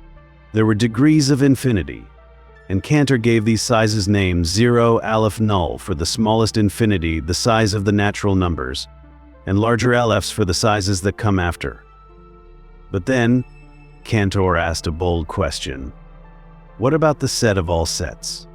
If we imagine every possible set, sets of numbers, sets of shapes, sets of functions, even sets of sets, and group them all together into a single superset, what do we get? Surely such a set would be the largest of all, the container that holds everything. Here's where the paradox strikes. By Cantor's own theorems, for any set, the power set of that set, the set of all its subsets, is strictly larger. This is known as Cantor's theorem. For example, if you take the set of natural numbers, its power set is uncountably infinite. If you take any set, no matter how vast, its power set will always have a greater cardinality. There is no ceiling, no end. Always a higher infinity waiting above. Now suppose we create a set that contains all sets. Let's call this set U. Since U contains everything, it must also contain all its subsets, because subsets are also sets. But by Cantor's theorem, the set of all subsets of U, its power set, must be larger than U. Yet how can that be? U is the set of all sets. It should contain everything, including its power set. But now we're saying its power set is larger. So U cannot contain its power set, which means U is not the set of all sets. A contradiction. This is Cantor's paradox, the realization that no such set of all sets can exist. The idea collapses. It's too big, too complete, too self-contained. It reaches beyond what any consistent system can define. In trying to contain everything, it breaks itself. The implications are profound. The paradox reveals that not all collections can be treated as sets in formal mathematics. Some collections are too large. They are called proper classes, collections that cannot themselves be members of other sets. The class of all sets is not a set. The class of all ordinals is not a set. These entities exist, but only outside the system that governs sets. They are ghosts, present but untouchable. To protect against such paradoxes, mathematicians developed stricter systems of set theory. The most widely accepted is Zermelo-Fraenkel set theory, ZF, often combined with the axiom of choice fact. In this framework, sets are built carefully, layer by layer. Not all collections are allowed. There is no universal set of everything. This limitation is not a weakness, it is a safeguard, a recognition that truth must sometimes make peace with boundaries. Cantor himself was aware of the dangers in his ideas. He saw both the beauty and the risk of infinity. His work was met with resistance. Some mathematicians and philosophers rejected his ideas, calling them too abstract, too speculative. Others embraced them with awe. But even Cantor, in his private writings, seemed to struggle with the weight of the infinite. He spoke of a divine mathematics, of truths that reached into the mind of God.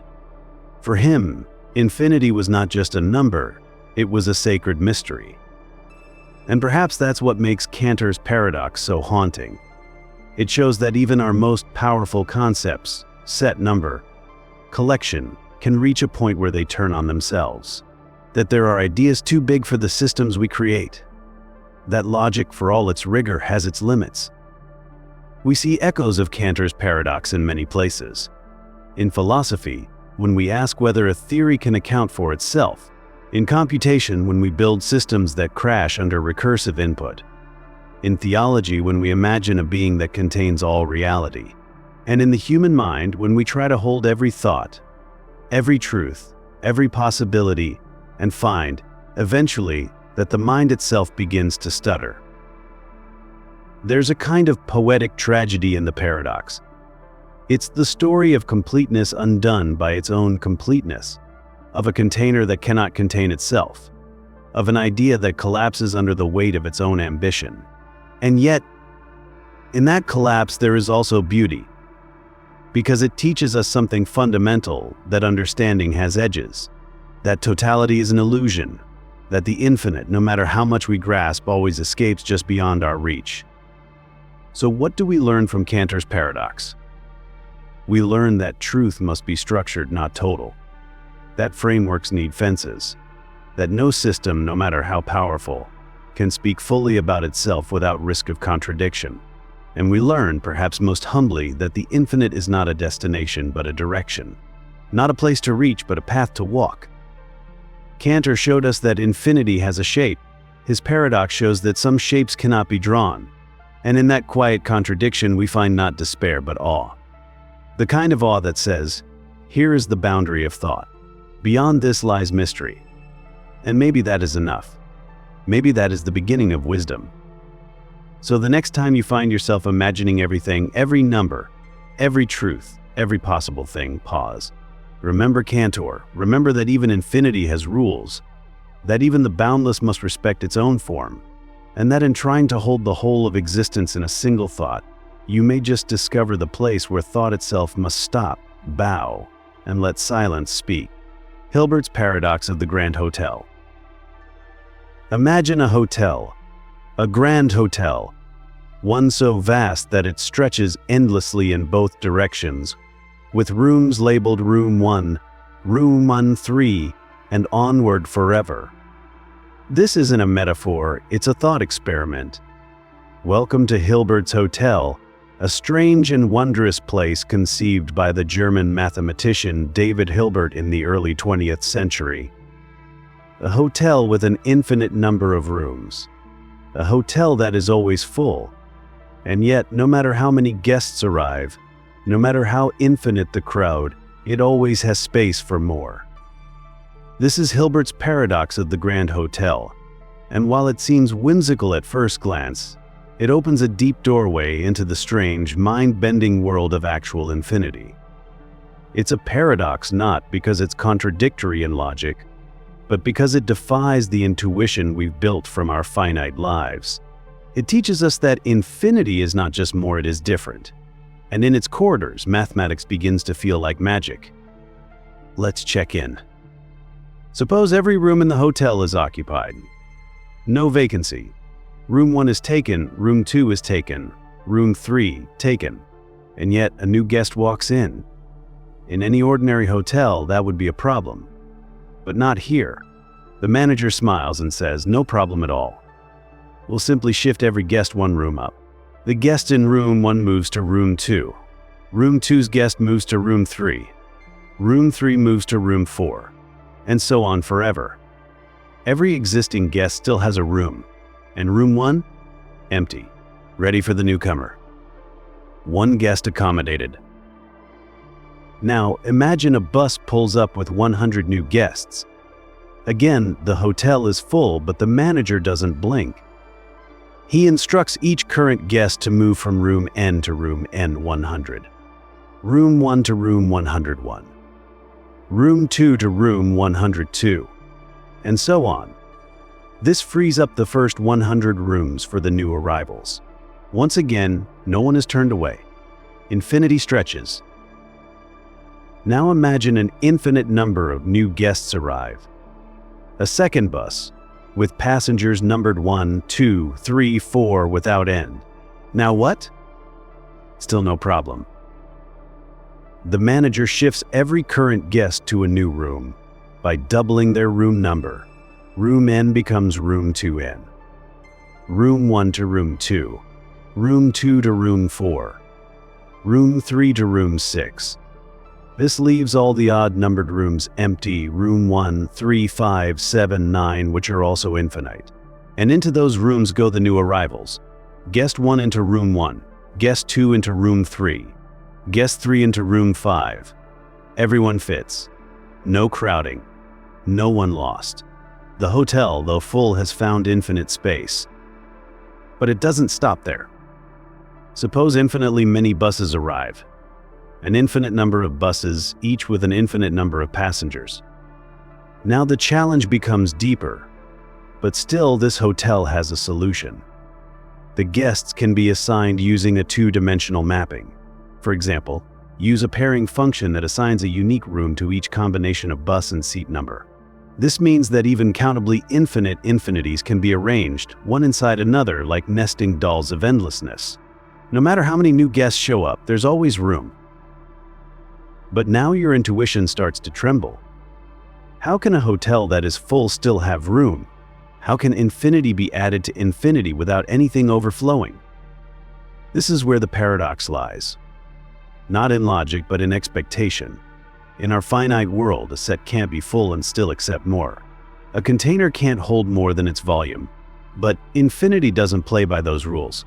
In mathematics, particularly in set theory, countable infinity has a surprising property. You can add more elements to it and still have the same size. The cardinality doesn't change. You can even remove infinitely many elements and it still remains infinite. This is part of what distinguishes the actual infinite, a concept embraced in mathematics, from the potential infinite, which is more intuitive. Potential infinity is like counting upward forever but never actually being infinite. Actual infinity treats the infinite as complete, like a finished totality. Hilbert's hotel lives in that actual infinite. But the paradox doesn't end with clever room switching. It asks deeper questions. For example, suppose all the even-numbered rooms were emptied out. The hotel would now be half empty, right? But there are still infinitely many guests inside and infinitely many empty rooms. So is it half full? Fully full? Half infinite? The arithmetic of infinity defies our comparisons. One infinite set can be put into correspondence with a subset of itself. This is called D-dekined infinite, a set that can be matched one-to-one with a proper subset. Now consider this unsettling twist. Suppose every guest checks out. The hotel is empty. Now a guest checks in. The hotel goes from empty to occupied. Then that guest leaves. Back to empty. In a finite hotel, these are two distinct states, occupied and vacant. But what if we erase the record? Can we ever tell, just from looking at the hotel, that it was once full of guests? With infinity, the transition between full and empty becomes slippery, like light disappearing into fog. Philosophers and theologians have wrestled with this paradox as well. Some argue that it shows why actual infinities cannot exist in the real world. That Hilbert's hotel, while coherent as a thought experiment, reveals the absurdity of assuming that physical infinities can exist. William Lane Craig, a modern philosopher, has used Hilbert's hotel to argue against the possibility of an infinite past, claiming that if actual infinities lead to contradictions in logic, then time itself must have a beginning. Others, especially mathematicians, see it differently. They argue that paradoxes like Hilbert's are not contradictions, but revelations, that they show us how different the infinite truly is, that they illuminate rather than undermine. There's also a lesson in humility here. Hilbert's hotel reminds us that our minds evolved in a finite world. We are built to handle limited quantities, local rules, tangible cause and effect. Infinity stretches us. It asks us to imagine beyond experience, to think with symbols, not just senses. And in that stretch, we begin to glimpse something profound, the structure of possibility itself.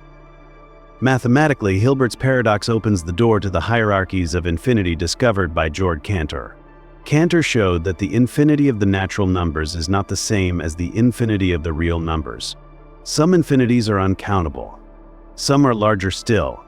Infinity is not one size, but a tower rising into the unknown. And Hilbert's hotel sits on the first floor, greeting guests with a paradoxical smile. So what do we take from all this? Maybe this, that infinity is not just vast, it is strange. It is not the largest number, or a place beyond numbers. It is a different kind of thing entirely.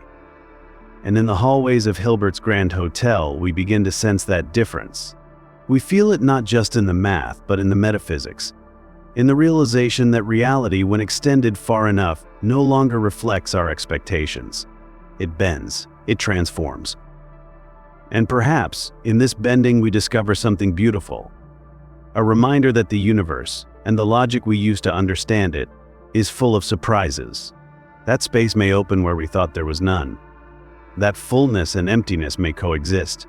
And that paradox, when handled gently, leads not to confusion, but to wonder. So the next time you imagine a place where there's no more room, where everything is taken, where all seems complete, remember Hilbert's hotel. Remember that in the infinite there is always room for more. And in that quiet truth, you may find that what once felt like a contradiction now feels like a doorway. A door that opens endlessly, room after room, forever.